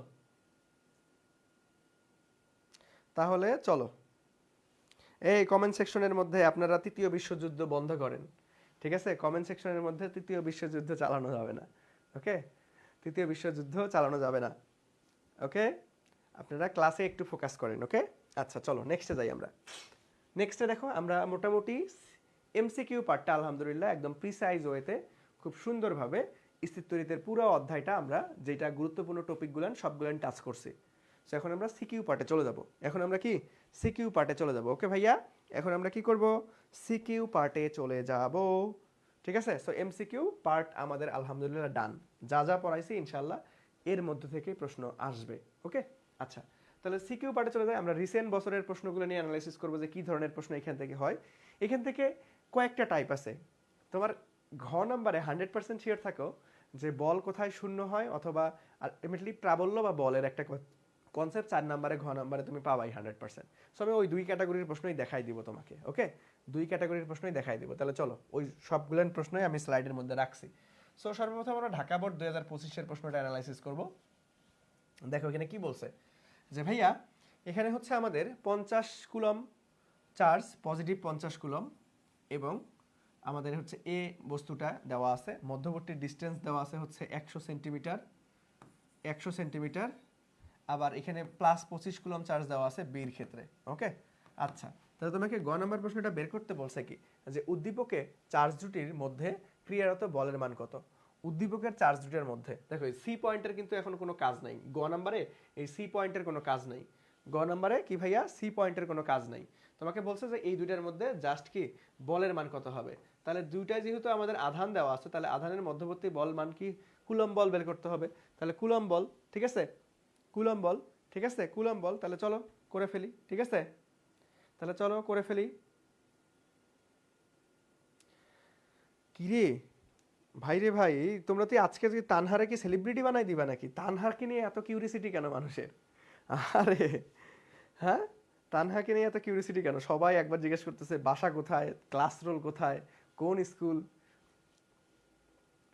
তোমরা এই তানহাকে নিয়ে সবাই পড়ে গেলা কেন ক্লাসের মধ্যে? আমি তো কিছু বুঝতেছি না। হ্যাঁ, এই তোমরা ফ্রেন্ড তো যেখানে সেখানে তোমরা মানে আলটিমেটলি হচ্ছে কি পরবর্তীতে এগুলো ডিসকাস করতে পারো, ঠিক আছে। তোমরা ধরো মেসেজিং করে বা আলটিমেটলি হচ্ছে যখন তখন হচ্ছে এগুলো হচ্ছে বলে নিতে পারো, বাট ক্লাসের দিকে ক্লাসে ফোকাস দাও, ঠিক আছে। তোমরা এই যে মানে মেয়েটা আলটিমেটলি ক্লাসে একটু ভালো রেসপন্স করে, সবার নজর পড়ে গেছে যে আল্লাহ এত ভালো পাচ্ছে, এত কিউরিয়াসিটি। ভাই দেখছো, আলটিমেটলি তুমিও যত আলটিমেটলি একটু ভালো মতো পড়াশোনা করো, দেখো তোমাকে নিয়েও কিউরিয়াসিটি মানুষের জন্ম হবে। তানহারে নিয়ে আমি মনে করো লিটারেলি কি বলবো, মানে সবাই আলটিমেটলি উঠে পড়ে লাগছে যে আচ্ছা এত পাচ্ছে কেন সে, এত কমেন্ট করতেছে কেন, সবগুলোই আবার সঠিক উত্তর হচ্ছে, ঠিক আছে। আচ্ছা দেখো, চলো আমরা ক্লাসে ফোকাস করো, সবাই একটু ক্লাসে ফোকাস করো, ঠিক আছে। আমরা আলটিমেটলি তোমাদের জন্য একটা পরিচয় পর্বের ব্যবস্থা করব, ঠিক আছে। ক্লাস শেষে আমরা সবার সাথে পরিচয় হব, যে কার বাসা কোথায়, কার ক্লাসে রোল কত। তুলনামূলক আমার রোল যদিও একটু খারাপ, আমি যখন স্কুল পার করছি আমার রোল মোটামুটি, আমি মিড রেঞ্জের স্টুডেন্ট ছিলাম, ওকে, তোমাদের মতো এত ট্যালেন্টেড ছিলাম না। সো দেখো, আমরা ক্লাস শেষে সবার সাথে পরিচয় হব, এখন ক্লাসে ফোকাস দাও, ওকে। আচ্ছা দেখো, যে ভাইয়া দুইটার বল বের করতে বলছে, এটা একদম সিম্পল। তাহলে আমরা গ নাম্বারটা যদি সমাধান করে ফেলি, তাহলে কুলম্ব বল নির্ণয় সূত্র কি, যে ভাইয়া এফ ইকুয়াল টু 9 ইন্টু 10⁻9 আমাদের হচ্ছে Q1 Q2 divided by R square বা ডি স্কোয়ার, একই কথা। তাহলে আমরা 9 ইন্টু 10⁻9, Q1 এর মান কত ভাইয়া 50, ইন্টু Q2 এর মান কত ভাইয়া মাইনাস, মাইনাস না প্লাস, প্লাস আছে, তাহলে আমাদের মাইনাস প্লাস, এটা কিন্তু এই দিকটা খেয়াল রাখতে হবে, যে আমাদের চার্জের মানে পজিটিভ না নেগেটিভ। পজিটিভ যদি অ্যান্সার আসে তাহলে আমাদের বিকর্ষণধর্মী, নেগেটিভ অ্যান্সার আসলে আকর্ষণধর্মী, খুবই সিম্পল, ওকে। আচ্ছা তাহলে দেখো এখানে কি বলছে ভাইয়া, যে আমাদের 25 যারা অ্যান্সার করতেছো যে ভাই পারি পারি, অ্যান্সার দে বেটা, অ্যান্সার দে, যে উত্তর কত আসবে। পারস তো আমিও জানি, ঠিক আছে, সবাই দেখা বলে আর এটা তো পারবো পারবো, পরে যারা করতে গিয়ে আবার আলটিমেটলি হা করে বসে থাকো। সো যারা যারা পারবো তারা আলটিমেটলি অবশ্যই কি করবা, কি করবা, উত্তর দিবা, ওকে। আচ্ছা তাহলে চলো, তাহলে চলো যারা পারো তারা উত্তর দাও। দেখো এখানে কি বলছে, 50 25 মধ্যবর্তী ডিস্টেন্স, দেখো একক কনভার্সন, দেখো এগুলা কুলম, সবগুলা এসআই ফরম্যাটে আছে। তাহলে এইটা আবার সেন্টিমিটার, তাহলে সেন্টিমিটার থেকে তোমার কি নিতে হবে, মিটারে নিতে হবে। সেন্টিমিটার থেকে কি নিতে হবে, মিটারে। তার মানে মিটারে নিলে কত, সেন্টিমিটার থেকে মিটারে নিলে 100 দ্বারা আমাদের ভাগ করতে হবে, তাহলে 1 আসতেছে 1। তাহলে এইটাকে 1-এর উপর স্কয়ার করলে যা আসবে তাই। তাহলে এটারে তুমি ক্যালকুলেট করে উত্তর দাও। এই তো সাবাস, এই তো ইতিমধ্যে অনেকেই উত্তর দিয়ে ফেলছো, ইতিমধ্যেই অনেকে উত্তর দিয়ে ফেলছো, সাবাস। তাহলে অ্যান্সার কত হবে, যে 1.15 1.125 ইন্টু 10⁻13, 1.125 ইন্টু 10⁻13 নিউটন, এটাই হচ্ছে আমাদের অ্যান্সার। দেখছো অনেক সহজ, জাস্ট সূত্র বসাই দিবা, জাস্ট সূত্র বসাই দিবা, ওকে, জাস্ট সূত্র বসাই দিবা। আচ্ছা কেউ কেউ বলতেছে পারেন না, পারেন না, সমস্যা নাই, আপনাদের জন্যই তো ক্লাস, এই যে আমি খুব সুন্দর মতো বুঝাই দিচ্ছি, মনোযোগ দেন, ওকে। সো আমাদের গ নাম্বারটা মোটামুটি একদম এমসিকিউ একটা প্রশ্ন ছিল। এই তোমরা এসএসসি লাইফে তোমরা দেখবে যে গ নাম্বার ম্যাক্সিমাম প্রশ্ন এমসিকিউ এর মতো থাকবে, কিন্তু এমসিকিউতে সবকিছু অপশন থাকে, তোমার সিকিউতে জাস্ট অপশন থাকবে না, এতটুকুই পার্থক্য। গ নাম্বারে ম্যাক্সিমাম জিনিস দেখবে যে এমসিকিউ প্রশ্নের মতো, কিন্তু অপশন নাই, তাহলে অপশন ছাড়া তোমাকে সমাধান করতে হবে, ওকে। তাহলে চলো ঘ নাম্বারে চলে যাই। গ নাম্বারে তো মোটামুটি ছোট ছোট প্রশ্ন থাকে, সহজ প্রশ্নই থাকে, ওকে। এই যে ঘ নাম্বারের প্রশ্ন আসো, ঘ নাম্বারটা বেশ গুরুত্বপূর্ণ। সো ঘ নাম্বারটা আমরা একটু দেখি, যে ভাইয়া উল্লেখিত চার্জদ্বয়ের মধ্যে মধ্যবর্তী স্থানে অন্য যে কোনো একটি বিন্দু দেওয়া আছে সি, ওকে ঠিক আছে, এই যে কোনো একটা বিন্দু সি দেওয়া আছে। আচ্ছা সি বিন্দুকে +10 কুলম চার্জ স্থাপন করলে, তার মানে এইখানে আমাকে কি করছে, +10 কুলম চার্জ স্থাপন করে দিছে, +10 কুলম চার্জ স্থাপন করছে। চার্জ স্থাপন করলে তা কোনো বল অনুভব করে না। এখানে যখন আমরা স্থাপন করি বলেই দিছে যে ভাইয়া এটা কোনো বল অনুভব করবে না, এটা কোনো বল অনুভব করবে না, এটা কোনো বল অনুভব করবে না, ওকে। আচ্ছা তাহলে সি বিন্দুটির অবস্থান এ বি এর মধ্যবিন্দু হবে কিনা। তাহলে এই যে সি বিন্দুটির অবস্থান মধ্যবিন্দু, তাহলে এটার ইন টোটাল দূরত্ব কত ভাই, ইন টোটাল দূরত্ব হচ্ছে 100 সেন্টিমিটার বা 1 মিটার। তাহলে এইটার আসলে 1 মিটারের অর্ধেক আসতেছে কিনা বা সেন্টিমিটারে আনলে আমরা হচ্ছে 50 সেন্টিমিটারের অর্ধেক আসতেছে কিনা বা 100 সেন্টিমিটারের অর্ধেক 50 আসতেছে কিনা, অর্থাৎ মধ্যবিন্দু হবে কিনা সেটা বের করতে হবে। যদি 50 সেন্টিমিটার চলে আসে তাহলে আলটিমেটলি বলবো আমরা মধ্যবিন্দু, আর যদি 50 সেন্টিমিটারের কম বেশি হয় তাহলে মধ্যবিন্দু হবে না। সিম্পল একটা জিনিস, ওকে? সিম্পল একটা জিনিস, ওকে ভাইয়া? সিম্পল একটা জিনিস, ওকে? আচ্ছা, তাহলে চলো আমরা সমাধান করে ফেলি। তাহলে দেখো এইখান থেকে যখন তুমি এই বিন্দুতে একটা কি চার্জ স্থাপন করছো, তার মানে এইটা আর এইটার মধ্যে একটা আকর্ষণ বল কাজ করবে, আবার এটার মধ্যে এটা একটা বল কাজ করবে। তাহলে এই দুইটা বল আগে বের করে নিই। তাহলে দেখো এই দুইটা বল আগে বের করে নিই। তাহলে দেখো এ আর সি এর মধ্যে বল, এ ও সি, আমি একদম শর্টে করি, ঠিক আছে? এগুলোর বাংলা কথা তোমরা সাজাই লিখবা। এ ও সি এর মধ্যে বল, তাহলে ভাইয়া কি হবে? F equal to 9 into 10 to the power 9 Q1 Q2। Q1 এর মান কত? 50। Q2 এর মান কত ভাইয়া? Q2 এর মান হচ্ছে এখানে কত বসাইছে? 10 ডিভাইডেড বাই আর। আর এর মান কত দেখো? আর এর মান তো আমরা জানি না ভাইয়া, তাহলে ধরে নাও এটা x দূরত্বে আছে, এটা x দূরত্বে আছে। তাহলে এতটুকু দূরত্ব কি হবে? 100 মাইনাস x। তাহলে সেন্টিমিটারই রাখলাম আপাতত, অ্যান্সার সেন্টিমিটারেই আসবে, প্যারা নেই। তাহলে 100 মাইনাস x, এটা হচ্ছে 100 মাইনাস x, এটা হচ্ছে x, ওকে? আমরা ওই x এরই মান বের করব। আমরা কি করব ভাই? x এরই মান বের করব। তাহলে এখানে আমাদের x স্কয়ার আসলো, ওকে? এই এখানে আসলো কি ভাইয়া? x স্কয়ার, ওকে? আচ্ছা, তাহলে চলো পরবর্তীতে যাই আমরা, পরবর্তীতে যাই। তাহলে এইটা কোন দিক বরাবর হবে বলো তো দেখি? এটা কোন দিক বরাবর হবে? BC বরাবর হবে, BC বরাবর হবে, BC বরাবর হবে, ঠিক আছে? BC বরাবর হবে। আচ্ছা, তারপরে আসো যে ভাইয়া আমাদের কি বলছে যে ভাইয়া বি আর সি এর মধ্যবর্তী বল, বি ও সি এর মধ্যবর্তী বল F equal to 9 into 10 to the power 9 Q1 Q2। আমরা একবারই মান বসাচ্ছি, ঠিক আছে? বির মান কত ভাইয়া? বির মান হচ্ছে 25, সি এর মান হচ্ছে 10, আর এখানে 100 মাইনাস এক্স তার উপরে স্কোয়ার, আর স্কোয়ার। তাহলে তোমাকে বলে দিছে যে ভাই এই বিন্দুতে কোনো বল অনুভব করবে না, এই বিন্দুতে কোনো বল অনুভব করবে না। আর দিকটা কি? এটার দিক হবে আমাদের কি কি বরাবর ভাইয়া? যে আমাদের সিবি বরাবর। তাহলে দিকও বিপরীত, বল অনুভব করবে না। দ্যাট মিন্স আমাদের কি হবে?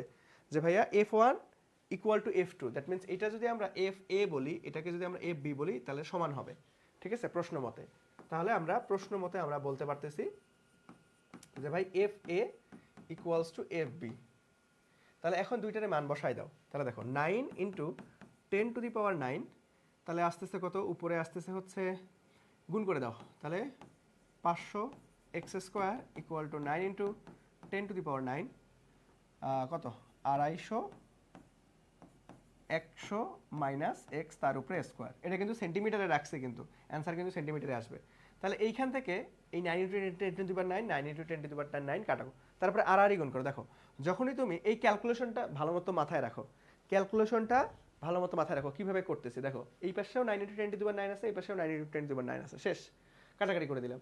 তারপরে যখন তুমি দেখবা যে বর্গ সংখ্যা আছে, তাহলে ওই বর্গ সংখ্যাকে যে কোনো এক সাইডে আনবা। তাহলে দেখো এই এখানে এক্স স্কোয়ার আছে, তাহলে এইটাকে এ পাশে আর গুণ করে দিই। তাহলে দেখো 100 minus X divided by X তার উপরে হোল স্কোয়ার করে দিলাম। দুইটাকে একসাথে আনলাম কেন? কারণ বর্গ সংখ্যা যেহেতু, তার মানে এই দুইটাকে একবারে এনে স্কোয়ার করে দিব। আর এখানে তাহলে কত আসতেছে ভাই? উপরে থাকতেছে 250, নিচে আসতেছে 500। তাহলে দেখো এখন এইটাকে আবার কি করতে পারি যে ভাই 100 minus X divided by X equal to root over, স্কোয়ারটাকে পার করে দাও, রুট ওভার 250 ডিভাইডেড বাই 500। এখানে একটা মান আসবে। তাহলে চলো সেই মানটা আমরা করে ফেলি, সেই মানটা আমরা করে ফেলি। তাহলে চলো, ওকে। সো এইখান থেকে আমরা যদি রুট করি, একটু ওয়েট করো, তাহলে রুট ওভার 250 ভাগ আমাদের কত? 500। তাহলে 0. কত? 7071 এটা আসছে। তাহলে এখন তুমি আর গুণ করো, এটার নিচে মনে মনে কি আছে? কিছু নাই, মানে মনে মনে 1 আছে। তাহলে 100 মাইনাস এক্স ইকুয়াল টু আমাদের কি করবো ভাইয়া? আমাদের হচ্ছে তাহলে কত আসলো? 0.7071 এক্স, আর গুণ করে দিলাম। তাহলে এইটাকে এ পাশে পার করে দাও, তাহলে এ পাশে পার করলে কত হবে? এটাকে পার করলে কত হবে? তাহলে 100 equal to 0.7071 x plus x. তাহলে এখান থেকে এক্স কমন নেওয়া যায়, তাহলে এখানে লিখেই আমরা এক্স কমন নিয়ে আমরা কত 0.7071 প্লাস 1। তাহলে অতএব আমরা এক্স ইকুয়াল টু লিখতে পারি যে ভাই 100 ডিভাইডেড বাই এটা। তাহলে আমরা হচ্ছে এটাকে যোগ করে দাও, যোগ করলে কত আসে 0.7071 প্লাস 1, তাহলে 1.7071 আসবে। তাহলে এটাকে 100 দ্বারা ভাগ করো, তাহলে 100 ডিভাইডেড বাই এই হবে না, কারণ 50 আসবে না, 50-এর থেকে 2 আসলে আলটিমেটলি 50 হইতো। তাহলে 1.7 আসছে 7071, দ্যাট মিনস অ্যান্সার আসতেছে কত 58 দশমিক কত 57। ওকে, তার মানে এরা কি মধ্যবিন্দু হবে? এরা কি মধ্যবিন্দু হবে? এরা কি মধ্যবিন্দু হবে? হবে না, এরা মধ্যবিন্দু হবে না, হবে না। দেখো খুব সুন্দর মতো আমরা করছি। সো কিভাবে ক্যালকুলেশন করলাম, এই ফরমেশনটা কিভাবে সাজাইলাম, এই বিষয়টা একটু মাথায় রাখবা। এই জায়গাটা কিভাবে ক্যালকুলেশন করছি, এভাবে ক্যালকুলেশন করলে তাড়াতাড়ি তুমি উত্তর মিলাইতে পারবা। এই ক্যালকুলেশনটা তুমি একটু খেয়াল রাখবা। ওকে, এই ক্যালকুলেশনটা তুমি একটু খেয়াল রাখবে ভাইয়া, বুঝছো? এই তো মোটামুটি সবাই উত্তর করতে পারতেছো, সাবাস। মোটামুটি সবাই তোমরা উত্তর করতে পারতেছো এবং ম্যাক্সিমামই সঠিক উত্তর দিয়েছো, ধন্যবাদ। সবাই তোমরা সঠিক উত্তর দিয়েছো, এই তো সাবাস। যে ভাইয়া মধ্যবিন্দু হবে না, মধ্যবিন্দু হবে না, হবে না। ওকে, সো বুঝতে পারছো এটা? যারা অ্যান্সার দিতে পারো নাই তারা সবাই বুঝছো, যারা অ্যান্সার দিতে পারো নাই তারা সবাই বুঝছো এটা, হ্যাঁ মধ্যবিন্দু হবে না, সাবাস। আচ্ছা, তাহলে চলো আমরা নেক্সটে চলে যাব। নেক্সটে দেখো, নেক্সট প্রশ্নটা দেখি আমরা। এটা হচ্ছে বরিশাল বোর্ডের 25-এ আসা প্রশ্ন।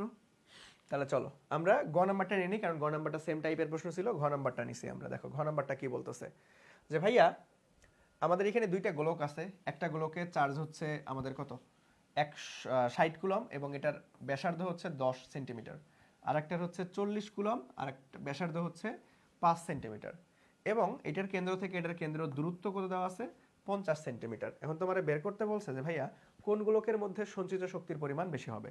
দেখছো আমি বলছিলাম না এই সঞ্চিত শক্তির কনসেপ্টটা খুব গুরুত্বপূর্ণ। কারণ সঞ্চিত শক্তির কয় ধরনের সূত্র হইতে পারে এগুলো কিন্তু আমি তোমাকে একটু আগেই ক্লিয়ার করে দিছি।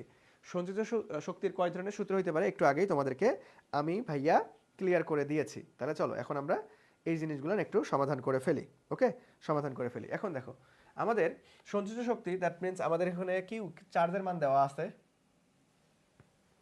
চার্জের মান আছে। তাহলে আমরা সিভি স্কোয়ার ফেলাবো না, আমরা ধারকত্ব, মেইন ধারকত্বটা বের করি আগে। আগে একদম ধারকত্ব, বেসিক ধারকত্বটা বের করি। তাহলে দেখো আমরা ঘ নাম্বারটা শুরু করতে পারি। তাহলে একটা গোলকের সবাই একটু বলো দেখি গোলকের ধারকত্ব নির্ণয়ের সূত্র কি? গোলকের ধারকত্ব নির্ণয়ের সূত্র কি? সবাই একটু বলো দেখি ভাইয়া, গোলকের ধারকত্ব নির্ণয়ের সূত্র কি? একটা গোলকের ধারকত্ব নির্ণয়ের সূত্র কি বলো? যে ভাইয়া সি ইকুয়াল টু আমরা জানি R divided by K, R divided by K. Okay, এটা হচ্ছে গোলকের ধারকত্ব, গোলক সূত্র, বেসিক সূত্র মনে রাখতে হবে গোলকের বেলায় বেসিক সূত্র মনে রাখতে হবে। ওকে, আচ্ছা তাহলে চলো এখন এইখানে দুইটা গোলক আছে, তাহলে C1 C2 বের করে নাও। তাহলে C1 কি হচ্ছে, C1টা হচ্ছে আর ব্যাসার্ধ হচ্ছে কত 100 দ্বারা ভাগ করো এটাকে, তাহলে মিটারে আসবে, 0 0 কাটা, তাহলে 0.1 মিটার। আর এটা কত আসবে যে ভাই 100 দ্বারা ভাগ করলে 0.05 মিটার আসবে। ওকে, আচ্ছা তাহলে এখন জাস্ট খালি তুমি কি করবা, মান বসাই দাও, জাস্ট খালি তুমি মান বসাই দিবা। আর এখানে কে এর মান কত বলো দেখি, কে এর মান কুলম ধ্রুবক, কেটা কি, কেটা হচ্ছে কুলম ধ্রুবক, কে কুলম ধ্রুবকের মান তো আমরা জানি, তাহলে মান বসাই দাও। তাহলে দেখো এখানে কত আসতেছে যে ভাইয়া C1, দ্যাট মিনস প্রথম গোলকের ক্ষেত্রে 0.1 ডিভাইডেড বাই 9 ইন্টু 10⁹, এটাতে তুমি ক্যালকুলেট করো, এটাকে তুমি ক্যালকুলেট করো। ওকে, এই তো তানহা অলরেডি সূত্রটা লিখছো, তারপরে হচ্ছে কাব্যহীন কবি সূত্র লিখছো, সাবাস ধন্যবাদ। তাহলে চলো এটাকে আমরা ক্যালকুলেট করে নিই, তাহলে এটাকে ক্যালকুলেট করলে পাবো কত 1.1 ইন্টু 10⁻11 এত আমাদের কুলম, যেহেতু দ্যাট মিনস আমাদের হচ্ছে ধারকত্ব ফ্রাডে আসবে। আচ্ছা তাহলে চলো এখন আমরা এখান থেকে C2 মানটাও বের করে নিতে পারি। তাহলে C2 কি হবে ভাইয়া, C2 হবে R2 মান কত হয়েছে 0.05 ডিভাইডেড বাই কুলম ধ্রুবক 9 ইন্টু 10⁹, এটারে ক্যালকুলেট করো, তাহলে C2 মান চলে আসবে, এটারে ক্যালকুলেট করো, তাহলে C2 মান চলে আসবে ভাইয়া। তাহলে এটাকে যদি আমরা ক্যালকুলেট করি 0.05 ডিভাইডেড বাই আমাদের 9 ইন্টু 10⁻9, তাহলে এটা আসতেছে কত 5.5 ইন্টু 10 ইনভার্স 12, 5.55 ইন্টু 10 ইনভার্স 12 ফ্রাড। ওকে, আচ্ছা, তাহলে দুইটা জিনিসের আমরা দুইটা গোলকের ধারকত্বটা বের করে নিলাম, দুইটা জিনিসের ধারকত্ব বের করে নিলাম। এখন আমরা কত চার্জ সঞ্চিত থাকবে সেটা বের করতে হবে। তাহলে কত চার্জ সঞ্চিত থাকবে, তাহলে আমরা ধারকত্ব জানি এবং চার্জ জানি, তাহলে আমরা সি এর মান জানি, দেখো সি এর মান জানি এবং কিউ এর মান জানি, সি এর মান জানি কিউ এর মান জানি, তাহলে কোন সূত্র ইউজ করব আমরা, ডাব্লিউ বা ইউ এর সঞ্চিত শক্তির কোন সূত্র ইউজ করব বলেন তো দেখি। আমরা কি কি সূত্র জানি, দেখো সূত্রগুলো একটু রিমাইন্ডার করে নেই। দেখো আমরা ডাব্লিউ ইকুয়াল টু কি জানি, হাফ সিভি স্কোয়ার, তারপরে এইখান থেকে আমরা হাফ কিউ ভি জানি, আবার এখান থেকে আমরা half Q square divided by C জানি। তাহলে এখন এটা 1 নাম্বার সূত্র, এটা হচ্ছে 2 নাম্বার সূত্র, এটা হচ্ছে 3 নাম্বার সূত্র। আমাকে কমেন্ট সেকশনে জানাও দেখি কোন সূত্র ইউজ করবা, আমাকে কমেন্ট সেকশনে জানাও কোন সূত্র ইউজ করবা, আমাকে কমেন্ট সেকশনে জানাও যে কোন সূত্র ইউজ করবা। ওকে, যে 1 2 3 দেখি তোমরা বিষয়টা ধরতে পারছো কিনা। এই সূত্র সিলেকশন নিয়ে তোমাদের ঝামেলা হয়, সূত্র সিলেকশন নিয়ে তোমাদের ঝামেলা হয়, এই জন্য আমাকে একটু বলো যে ভাই এখন তুমি কোন সূত্র ইউজ করবা। আমি একটু পানি খাচ্ছি, তোমরা সবাই উত্তর করো যে ভাই কোন সূত্রটা তুমি 1 নাম্বার 2 নাম্বার 3 নাম্বার কোনটা।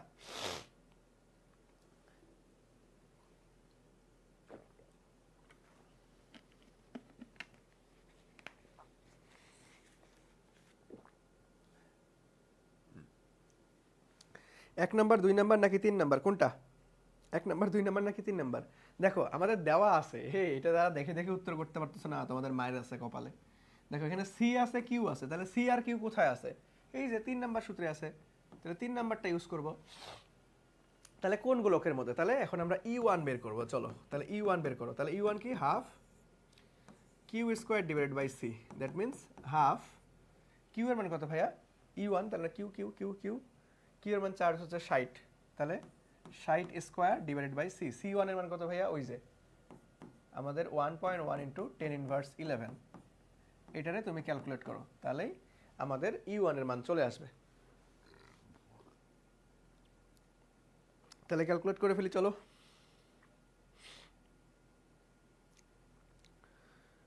ওকে, এটাকে ক্যালকুলেট করলে আমরা পাচ্ছি হচ্ছে 1.62 into 10 to the power 14, 1.62 into 10 to the power 14, যেহেতু আমাদের কি সঞ্চিত শক্তি, ই লিখছি কেন, এটা হলো ডাব্লিউ দাও, ডাব্লিউ বা হচ্ছে শক্তি যেহেতু, তাহলে জুল এককে আসবে। ওকে, তাহলে ডাব্লিউ বা ইউ দ্বারা ইউজ করতে পারো তোমরা।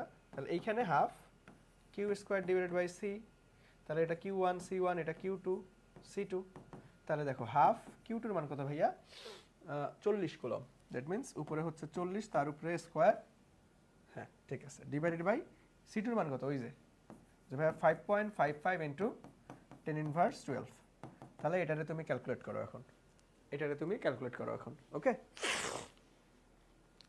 40 square divided by 2 into 5.55 into 10 inverse 12, that means আমরা বলতে পারতেছি 1.44 into 10 to the power 14, 1.44 into 10 to the power 14 joule. তাহলে কোনটা বেশি হচ্ছে বলো দেখি, কোনটা শক্তি বেশি হবে। দেখো পাওয়ার কিন্তু সেম, দুইটারই পাওয়ার সেম, তাহলে 10 to the power 14 10 to the power 14, তাহলে এই দুইটা সংখ্যার মধ্যে কোনটা ছোট কোনটা বড় সেটাই হবে অ্যান্সার। তাহলে আমাদের বড় হচ্ছে ডাব্লিউ, দ্যাট মিন্স W1 বড়, W2 ছোট। ঠিক আছে, প্রথমটা গোলকের ক্ষেত্রে সঞ্চয় শক্তি বেশি হবে এবং দ্বিতীয় গোলকের বেলায় সঞ্চয় শক্তি কম হবে। সবাই বুঝছো বলো, সবাই বুঝছো? খুব সুন্দর একটা প্রশ্ন ছিল, বরিশাল বোর্ড 25-এ আসা, আমরা খুব সুন্দরভাবে সমাধান করে ফেলছি। সবাই বুঝছো বলো তো দেখি ভাইয়া, সবার কি ক্লিয়ার কিনা, সবাই কি ক্লিয়ারলি বুঝছো কিনা আমাকে একটু বলো, সবাই কি ক্লিয়ারলি বুঝছো কিনা,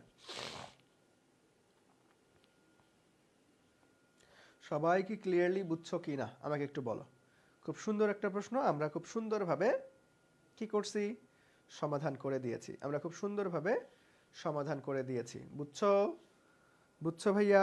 চলো তাহলে আমরা নেক্সটে চলে যাই, নেক্সটে চলে যাই। খুব সহজ একটা প্রশ্ন, স্থিরতরিৎ থেকে নর্মালি হচ্ছে অল্প কয়েকটা ম্যাথ, অল্প কয়েকটা টাইপ করলেই হয়, ঘুরে ফিরে বারবার ওগুলাই আসে। আমি প্রত্যেকটা টাইপ থেকেই প্রশ্ন নিছি, ওকে, প্রত্যেকটা টাইপ থেকেই প্রশ্ন নিয়েছি। ওকে, আচ্ছা, তাহলে চলো আমরা নেক্সটে যাই, দেখি নেক্সটে কি বলা আছে। আচ্ছা, এখানে তো আমাদের আর লাগে নাই, এক্সট্রা পেজ আছে, সো এটাকে ডিলিট করে দিই। ওকে, তাহলে চলো আমরা এই প্রশ্নটা সমাধান করব এখন। এই প্রশ্নটা সমাধান করব, সমাধান করে দেখি এটা কি বলতেছে। সো এটা ময়মনসিংহ বোর্ড 25-এ আসা প্রশ্ন, খুব সুন্দর একটা প্রশ্ন। সো দেখো আমাদের এখানে বলছে যে ভাই 120 কুলম চার্জ প্লাস এবং মাইনাস কত আছে ভাই, আমাদের 90 কুলম চার্জের দুটি বস্তুর মধ্যে, দুটি বস্তুর বায়ু মাধ্যমে পরস্পর 150 সেন্টিমিটার, দেখো একক কনভার্সন করতে হবে, 150 সেন্টিমিটার দূরে আছে, বায়ু মাধ্যমে কে এর মান দেওয়া আছে কত, 9 × 10⁹, এটা তো অ্যাজ ইউজুয়াল আমরা জানি। তাহলে ঘ নাম্বার বলছে কি, গ নাম্বার সেম টাইপের প্রশ্ন ছিল, এই জন্য আমি নেই নাই যে দুইটার মধ্যে কুলম বল কত হবে। তাহলে আমাকে এতটুকু বলো যে ভাই এটার বলটা প্লাসে আসবে নাকি মাইনাসে আসবে, এফ এর মানটা আকর্ষণধর্মী হবে নাকি বিকর্ষণধর্মী হবে। আমি এটা প্রশ্নটা নেই গ নাম্বার প্রশ্ন, সেমটা ক্যাটাগরি, এই জন্য নেই, বাট একটা প্রশ্ন ধরি এখান থেকে যে ভাই এখানে কুলম বলটা কি হবে, আকর্ষণধর্মী হবে নাকি বিকর্ষণধর্মী হবে বলো তো, আকর্ষণধর্মী হবে নাকি বিকর্ষণধর্মী হবে বলো, যে ভাইয়া আকর্ষণধর্মী হবে নাকি বিকর্ষণধর্মী হবে বলো।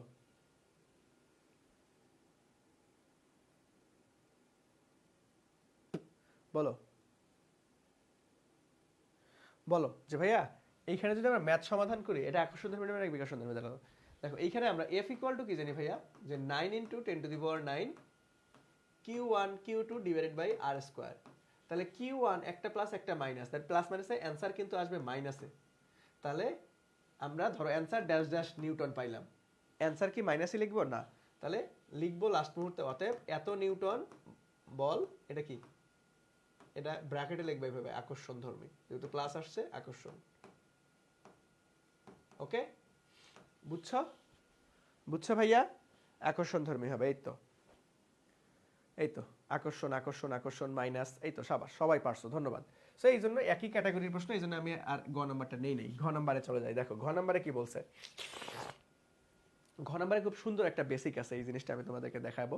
ওই যে বলেরটা একবার করলাম না, ঘ নাম্বারে তুমি শিওর থাকো বলেরটা আসবে না হয় প্রাবল্যটা আসবে। সো আমি বলেরটা অলরেডি একটু আগে করছি, এখন প্রাবল্যটা করব, ঠিক আছে। এখন আমরা কি করব ভাইয়া, প্রাবল্যটা করব। বলেরটা একটু আগেই করছি, এখন আমরা কি করব, এখন আমরা প্রাবল্যটা করব। এখন আমরা কি করব ভাইয়া, প্রাবল্যটা করব। ওকে, আচ্ছা দেখো এখানে কি বলছে, প্রশ্নটা পড়ি আগে, যে চার্জিত বস্তু দুটির সংযোগ রেখার কোথায়, তার মানে সংযোগ রেখার কোথায় প্রাবল্য শূন্য হবে, তড়িৎ প্রাবল্য শূন্য হবে, এটা তোমাকে বের করতে হবে। ঠিক আছে, চিত্র সহ গাণিতিক ব্যাখ্যা করো, তার মানে চিত্রটাও অঙ্কন করতে হবে তোমাকে, চিত্র সহ। দেখো এখানে কিন্তু স্যারটা বলেই দিচ্ছে যে ভাই চিত্র সহ, তাহলে তোমার অবশ্যই ডায়াগ্রাম দেখাইতে হবে, অবশ্যই তোমাকে ডায়াগ্রাম দেখাইতে হবে। সো এতটুকু আমাকে একটু বলো দেখি যে কার কার বেসিক কনসেপ্টটা ক্লিয়ার আছে। যে আমি যদি এটাতে চিত্র অঙ্কন করি, যে ধরো এইটা একটা গোলক, এইটা একটা গোলক, এটার মান কত প্লাস 120 কুলম, আর এটার মান কত মাইনাস 90 কুলম, এদের মধ্যবর্তী ডিস্টেন্সটা কত 150 সেন্টিমিটার। তাহলে আমাকে একটু বলো যে ভাইয়া এদের প্রাবল্য কোন বিন্দুতে সমান হবে, এই যে এই মাঝখানে যে কোনো একটা বিন্দু, নাকি আমাদের এই সাইডের একটা বিন্দু, চলো মাঝের বিন্দু, মাঝের বিন্দুতে, নাকি এই সাইডের ধরো পি বিন্দুতে, ধরে নিলাম পি বিন্দু। দেখি তোমাদের কার কার কনসেপ্টটা ক্লিয়ার আছে। সো প্রাবল্য তোমার কাছে কি মনে হচ্ছে যে ভাই প্রাবল্য এই দুইটা সংযোগ সরলরেখার মাঝখানে হবে নাকি সংযোগ সরলরেখার একদম সাইডে হবে, কোনটা বলো দেখি একটু, দেখি তোমাদের কার কার বেসিক কনসেপ্ট ক্লিয়ার আছে। প্রশ্ন দেখে তুমি কিন্তু বুঝতে পারবা যে বাহিরে হবে নাকি ভিতরে হবে, প্রশ্ন দেখে বুঝতে পারবা বাহিরে হবে নাকি ভিতরে হবে। সবাই দ্রুত, বাহিরে হবে নাকি ভিতরে হবে, বাহিরে হবে নাকি ভিতরে হবে দেখি। এই তড়িৎ প্রাবল্য তড়িৎ তীব্রতা একই জিনিস, ওকে। বলো যে ভাই বাহিরে হবে না ভিতরে হবে। এই তো সাবাস, অনেকেই বলতেছো বাহিরে বাহিরে পি বিন্দুতে পি বিন্দুতে, সাবাস জোস। কেন বলো দেখি, কেন কেন দেখি, কেন কেন কেন হবে, সবাই একটু আমাকে বলার চেষ্টা করো যে ভাই কেন হবে বাহিরে, কেন হবে বাহিরে। এই তো ফরহাদ সবার আগে ব্যাখ্যা করে দিছে যে ভাইয়া যেহেতু প্লাস মাইনাস আছে, যেহেতু প্লাস মাইনাস আছে, তাহলে আমাদের কি হবে দিক ভিন্ন, তাহলে বাহিরে হবে। একদম শর্টে মনে রাখবা, একদম শর্টে মনে রাখবা, একদম শর্টে মনে রাখবা, ওকে। একদম শর্টে মনে রাখবা, ওকে? আমাদের প্লাস মাইনাস যদি দিক বিপরীত হয় তাহলে মধ্যবর্তীতে কখনোই প্রাবল্য শূন্য হওয়া সম্ভব না, ঠিক আছে? তাহলে বর্ধিত অংশে আমাদের হবে, ওকে? তাহলে এই দিক খেয়াল রাখতে হবে, দেখছো? দিক খেয়াল রাখতে হবে, দিক খেয়াল রাখতে হবে, নাহলে কিন্তু অ্যান্সার ভুল চলে আসবে। মাঝে যে কোনো একটা যদি ধরে ফেলো তাহলে কিন্তু ঝামেলা পাকায় ফেলবা। দিক খেয়াল রাখবো, ওকে? এখানে লিখে রাখলাম দিক খেয়াল রাখবো। তাহলে মধ্যবিন্দু যে কোনো একটা বিন্দুতে হচ্ছে না, তাহলে এইটা আমরা কাইটা দিতে পারি, ওকে? তাহলে দেখো এইটাকে ধরলাম আমরা এক্স দূরত্বে নিলাম, এটাকে ধরলাম এক্স দূরত্বে। তাহলে এইটা কি হবে ভাইয়া? এইখান থেকে একদম ইন টোটাল দূরত্বটা কত হবে? যে 150 প্লাস এক্স, এখন কিন্তু আর মাইনাস এক্স হবে না, প্লাস এক্স, কারণ বাইরে চলে গেছে, ওকে? আচ্ছা, তাহলে বলছে যে ভাই প্রাবল্য শূন্য হবে, তার মানে কি ওই যে জিনিস, সেম জিনিস, যে ভাইয়া আমাদের কি E one plus E two equal to zero, অথবা E one equal to E two হবে প্রশ্ন মতে। তাহলে চলো সবার আগে আমরা এইখান থেকে যে ভাই এটা এ বস্তু যদি ধরি, এটা বি বস্তু যদি ধরি, আর এটা পি, তাহলে এ আর পি এর মধ্যে, বি আর পি এর মধ্যে আমাদের প্রাবল্যটা বের করতে হবে আগে, ঠিক আছে? আমাদের প্রাবল্যটা বের করতে হবে। তাহলে চলো আমরা প্রাবল্যটা বের করে ফেলি ভাইয়া। আমরা আগে সবার আগে প্রাবল্যগুলো আগে বের করে ফেলি। আমরা কি করব ভাইয়া? প্রাবল্যটা সবার আগে বের করে ফেলি, ওকে? আচ্ছা, কি রে,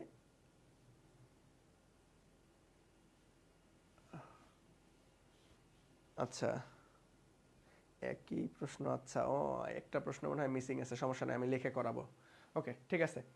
তাহলে আলটিমেটলি আমরা এইখান থেকে চলো ওই এক এক করে আগে বের করে নেই, আমরা এক এক করে কি ভাইয়া আগে বের করে নেই, আমরা এক এক করে আমরা বের করে নেই যে ভাইয়া আমাদের কত হবে। তাহলে এ আর পি এর মধ্যে, এ ও পি, এ ও পি যদি বের করতে চাই তাহলে আমরা কি করব? ই1 ইকুয়াল টু, আমরা কি জানি, 9 into 10⁹ Q divided by R square. দেখো এখানে কিন্তু সমীকরণ মাথায় রাখতে হবে যে আমরা প্রাবল্য সমীকরণ কি জানি, যে 9 into 10⁹ Q divided by R square, আর বিভবের সমীকরণ কি জানি, কিউ ডিভাইডেড বাই আর। আর বলের কি সমীকরণ জানি, 9 into 10⁹ Q 1 Q 2 divided by R square. মাথায় রাখতে হবে এগুলা। তাহলে কিউ এর মান কত দেখো তো, কিউ এর মান কত, কিউ এর মান কত, ওই যে 120, কিউ এর মান কত ভাইয়া? 120। তাহলে 120, আর এটাকে এটাকে মিটারে নিয়ে আসো, দেখো 150কে তাহলে 1.5 মিটার হয়ে যাবে, 100 দ্বারা ভাগ করলে 1.5, দ্যাট মিনস এইখানে তুমি এটা কাটা দিয়ে এখানে একটা পয়েন্ট বসাই দাও 1.5, তাহলে 1.5 প্লাস এক্স তার উপরে স্কোয়ার করে দাও, ওকে? ঠিক আছে। এখন এ ও আমরা এ ও কার মধ্যে বের করবো ভাইয়া? আমাদের হচ্ছে সরি, পি আর বি এর মধ্যে, P R B, P R B, P ও বি। তাহলে এখানে ইটুর মান কত হবে ভাইয়া বলো তো? ইটুর মান কত হবে? ইটুর মান যেহেতু একটাতে প্লাস ছিল, এটা তো মাইনাস, এটা তো মাইনাস, তাহলে আমাদের 9 ইন্টু 10⁹ মাইনাস কত, 90 ডিভাইডেড বাই আমাদের এক্স স্কোয়ার, ওকে? তাহলে আমরা এখন বলতে পারবো কি ভাইয়া, যে পি বিন্দুতে কি হবে? পি বিন্দুতে আমাদের ই1 প্লাস ই2 জিরো হবে। তাহলে আমরা এইখান থেকে বলতে পারতেছি E one equal to E two, E one equal to minus E two, okay? আমরা ওই পাশে পার করে দিলাম, মাইনাস ই2 হয়ে যাবে। তাহলে দেখো এখানে আমরা এই যে মাইনাস কিন্তু এইখানে সামনে এনে দিলাম, এটা এখানে কাটা দিয়ে, তাহলে মাইনাসে মাইনাসে প্লাসই হয়ে যাবে ঘুরে উল্টে, সো ইকুয়াল টু মাইনাস ই2 পাচ্ছি আমরা, ওকে? আচ্ছা, তাহলে মান বসাই দাও, ওই একই সেম ভাবে ক্যালকুলেশন করব। 9 ইন্টু 10⁹ ইন্টু 120 1.5 প্লাস এক্স তার উপরে হোল স্কোয়ার ইকুয়াল টু মাইনাসে মাইনাসে, দেখো এখানে একটা মাইনাস, এইখানে তো আগে মাইনাস ছিল, তাহলে মাইনাস, তাহলে মাইনাসে মাইনাসে প্লাস হয়ে যাবে। এইখানে কত ভাইয়া? 9 ইন্টু 10⁹ কত, 90 ডিভাইডেড বাই এক্স স্কোয়ার। তাহলে এই যে প্লাস প্লাস মাইনাস মাইনাসে প্লাস হবে, তারপরে এটা আর এটা কাটাকাটি যাবে, তারপরে ক্যালকুলেশন কি বলছি যে ভাই স্কোয়ারগুলোকে এক পাশে আনবা, তার মানে X divided by 1.5 plus X তার উপরে হোল স্কোয়ার ইকুয়াল টু আমরা পাচ্ছি কত ভাইয়া? 90 ডিভাইডেড বাই আমাদের কত, 120। তাহলে এইখান থেকে ক্যালকুলেট করো যে ভাইয়া X divided by 1.5 plus X equal to root over 90 divided by 120। এখানে একটা সামথিং মান আসবে, ওইখান থেকে আমরা এক্স এর মান ক্যালকুলেট করে মিটারে পাবো, যেহেতু আমরা মিটারে আনছি। তাহলে সবাই একটু বলো দেখি এক্স এর মানটা কত? সবাই একটু বলো আমাকে, এক্স এর মানটা এনে দাও, এক্স এর মানটা এনে দাও ডিরেক্ট।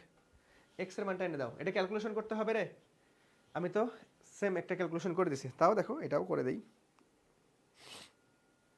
এটাকে যদি আমি বলি তাহলে রুট ওভার 90 ডিভাইডেড বাই আমাদের কত 120, তাহলে আসতেছে কত 0.867 তো 67 বসাই দেই। তাহলে আর গুণ করে দাও, এটা নিচে মনে মনে কি আছে 1, তাহলে এক্স ইকুয়াল টু আমাদের কি আসতেছে ভাইয়া, এক্স ইকুয়াল টু কই গেল, এই যে এখন এক্স ইকুয়াল টু এটার সাথে তুমি গুণ করবা কাকে, গুণ করবা হচ্ছে 1.5, এই এই এই এই এই কি আসতেছে,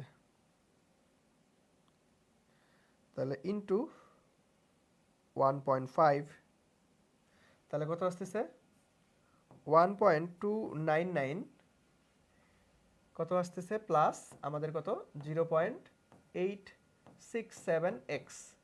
দ্যাট মিনস এইখান থেকে আমরা কি করব যে ভাইয়া এক্স এর মান আনবো, তাহলে এক্সটাকে পেশে পার করে দাও, বা আমরা যদি আনি তাহলে দেখো কত আসতেছে, যে কত আসতেছে যে 0.867x মাইনাস এক্স প্লাস 1.2990, তারপরে এইখান থেকে একটা মাইনাস দ্বারা ইয়া করে দাও, তাহলে বড়টা সামনে চলে আসবে, তাহলে x minus 0.867x minus 1.299 equal to 0 আসবে। তাহলে দেখো এইখান থেকে এটাকে এইখানে না লেখা আমরা মাইনাস যেহেতু তাহলে এই পাশে পার করে দেই, তাহলে এই পাশে পার করলে কত হবে যে ভাইয়া আমাদের 1.229, ঠিক আছে। তাহলে এখান থেকে এক্স কমন নাও, এখান থেকে এক্স কমন নিলে কত আসবে 1 মাইনাস 0.867 ইকুয়াল টু কত আসবে 1.229, এটারে তুমি এখন ভাগ করে দাও, তাহলে এক্স ইকুয়াল টু এটাকে জাস্ট 1.229 ভাগ করব আমরা কত, ভাগ করে দিব আমরা 1 মাইনাস 0.867 দ্বারা, সো অ্যান্সার আসতেছে আমাদের 9.7 সামথিং, 9.7 সামথিং এত মিটার, যেহেতু আমরা মিটার আগেই করছি, তাহলে এইটাই হচ্ছে আমাদের কাঙ্ক্ষিত অ্যান্সার। ওকে, এটাই হচ্ছে আমাদের কাঙ্ক্ষিত অ্যান্সার। ওকে, সবাই আনছো এই যে 9.7 সামথিং অ্যান্সার আসবে, সিম্পল, জাস্ট এই যে এই ক্যালকুলেশনটা খেয়াল রাখবে ভাই, যাকে স্কোয়ার আছে ওইগুলোকে একসাথে আই না, স্কোয়ারটাকে বসে পার করে দেবো, রুট করে দেবো, তারপরে আর গুণ করে দিয়ে অ্যান্সার চলে আসবে, তারপরে আর গুণ করে দিয়ে কি আসবে ভাইয়া আমাদের অ্যান্সার চলে আসবে। বুঝছো, বুঝছো ভাইয়া, বলো সবাই কি ক্লিয়ার, সবাই কি ক্লিয়ারলি বুঝছো, আমাকে বলো একটু যে সবাই ক্লিয়ারলি বুঝছো কি না, সবাই ক্লিয়ারলি বুঝছো কি না আমাকে একটু বলো। ওকে, এই হাই হাই করছে কি রে, তাহলে এখন চলো এটা কি অ্যান্সার হবে, এটাই কি অ্যান্সার হবে,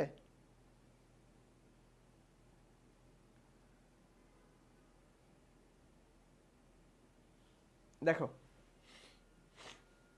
তাহলে ওই এক্স এর মানটা আমরা যে কত পাইলাম, যে কোন বিন্দুতে গিয়ে ইয়ে হবে, এখন তুমি যদি বলো যে বি বিন্দু থেকে এত, এই বিন্দু থেকেও বের করে দিতে পারো। ওকে, আচ্ছা তাহলে আমরা, এটা তো সেম প্রশ্নই ছিল, আর প্রশ্ন নাই, আরেকটা প্রশ্ন নিয়েছিলাম আমি, কেন যে মিসিং হয়ে গেল। আচ্ছা আমি একটু কি করি, ওই প্রশ্নটা একটু পড়াই দিই, লিখে লিখে পড়াইতে হবে, আরও একটা প্রশ্ন নিছিলাম বাট এখানে তুলতে মিসিং হয়ে গেছে। ওকে, আচ্ছা চলেন এইখান থেকে আমাদের বলরেখার চিত্র, এটা পরীক্ষার জন্য খুব গুরুত্বপূর্ণ, এই বলরেখা, এই কনসেপ্টটা আমরা একটু পড়বো, তড়িৎ বলরেখা, তড়িৎ বলরেখা। তাহলে বলরেখা সম্পর্কে আমরা অলরেডি একটু পড়ছি, তাই না, বলরেখা সম্পর্কে আমরা অলরেডি একটু পড়ছি, বলরেখা সম্পর্কে আমরা অলরেডি পড়ছি যে ভাইয়া যদি পজিটিভ হয়, যদি পজিটিভ হয় তাহলে বলরেখা পজিটিভ চার্জের বেলায় মাঝে যদি আমাদের কি থাকে পজিটিভ চার্জ, তাহলে কি হবে ভাইয়া বাহিরের দিকে চলে যাবে, এমনটা মনে হবে, এমনটা মনে হবে। ওকে, এমনটা মনে হবে। আর আমরা যদি নেগেটিভ চার্জ হয় তাহলে কি হবে ভাইয়া ভিতরের দিকে আসবে, ভিতরে কেন্দ্রভূত হবে, কেন্দ্রভূত হবে, এটা আমরা সবাই জানি, তাই না, এটা আমরা সবাই জানি। ওকে, এখন আসো যে ভাইয়া এইখান থেকে তোমাকে একটা বেসিক মনে রাখতে হবে। দেখো এইখান থেকে কয়েকটা জিনিস আমি তোমাকে একটু নোট করে করে লিখে দিই, ঠিক আছে? এই ইনফরমেশনগুলোর সিকিউ এর জন্য। এটা অলরেডি একটা সিকিউ এর প্রশ্ন, ওকে? সিকিউতে চিত্র অঙ্কন করতে বলে, সো ওই বিষয়টা আমরা একটু ক্লিয়ারলি বোঝার চেষ্টা করতেছি, ওকে? আচ্ছা আচ্ছা, তাহলে চলো, তাহলে দেখো এইখান থেকে আমরা বলবো যে যার আধানের মান বেশি, তাহলে দেখো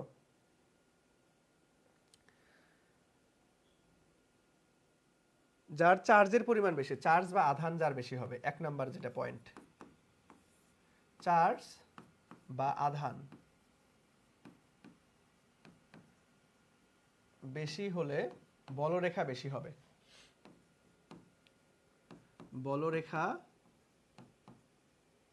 বেশি হবে, ওকে? মারাত্মক ইম্পর্টেন্ট একটা জিনিস, যার চার্জ বেশি তার আধান বেশি।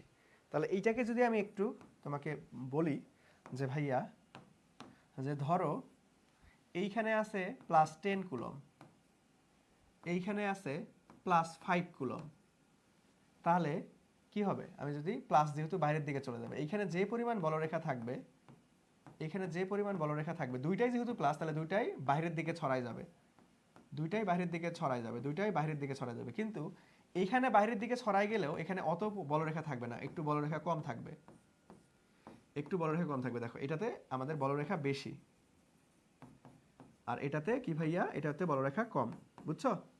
সো চার্জের পরিমাণের উপর ডিপেন্ড করবে যে বলরেখা কোথায় কম হবে কোথায় বেশি হবে, ওকে? চার্জের পরিমাণের উপর ডিপেন্ড করবে বলরেখা কোথায় কম হবে কোথায় বেশি হবে। মারাত্মক ইম্পর্টেন্ট একটা জিনিস, ওকে? মারাত্মক ইম্পর্টেন্ট একটা জিনিস, বুঝতে পারছো? আর একটা জিনিস, একটু চিত্রটা দেখো, যে ধরো আমরা কি করব, এইখানে হচ্ছে +2 কুলম চার্জকে রাখছি, এইখানে আমরা -2 কুলম চার্জকে রাখছি।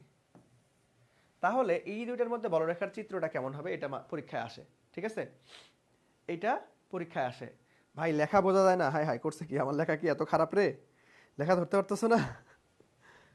লেখা ধরতে পারতেছো না? লেখা কি এত খারাপ হয়ে গেল? আমি ক্লাসে স্লাইডটা দিয়ে দেবো, স্লাইডটা কালেক্ট করলে সেখানে লেখা ধরা যাবে মনে হয়, ঠিক আছে? কারণ অনেক সময় ওই যে নেট প্রবলেম, এই জন্য হয়তো ঘোলা হয়ে যায়, ঠিক আছে?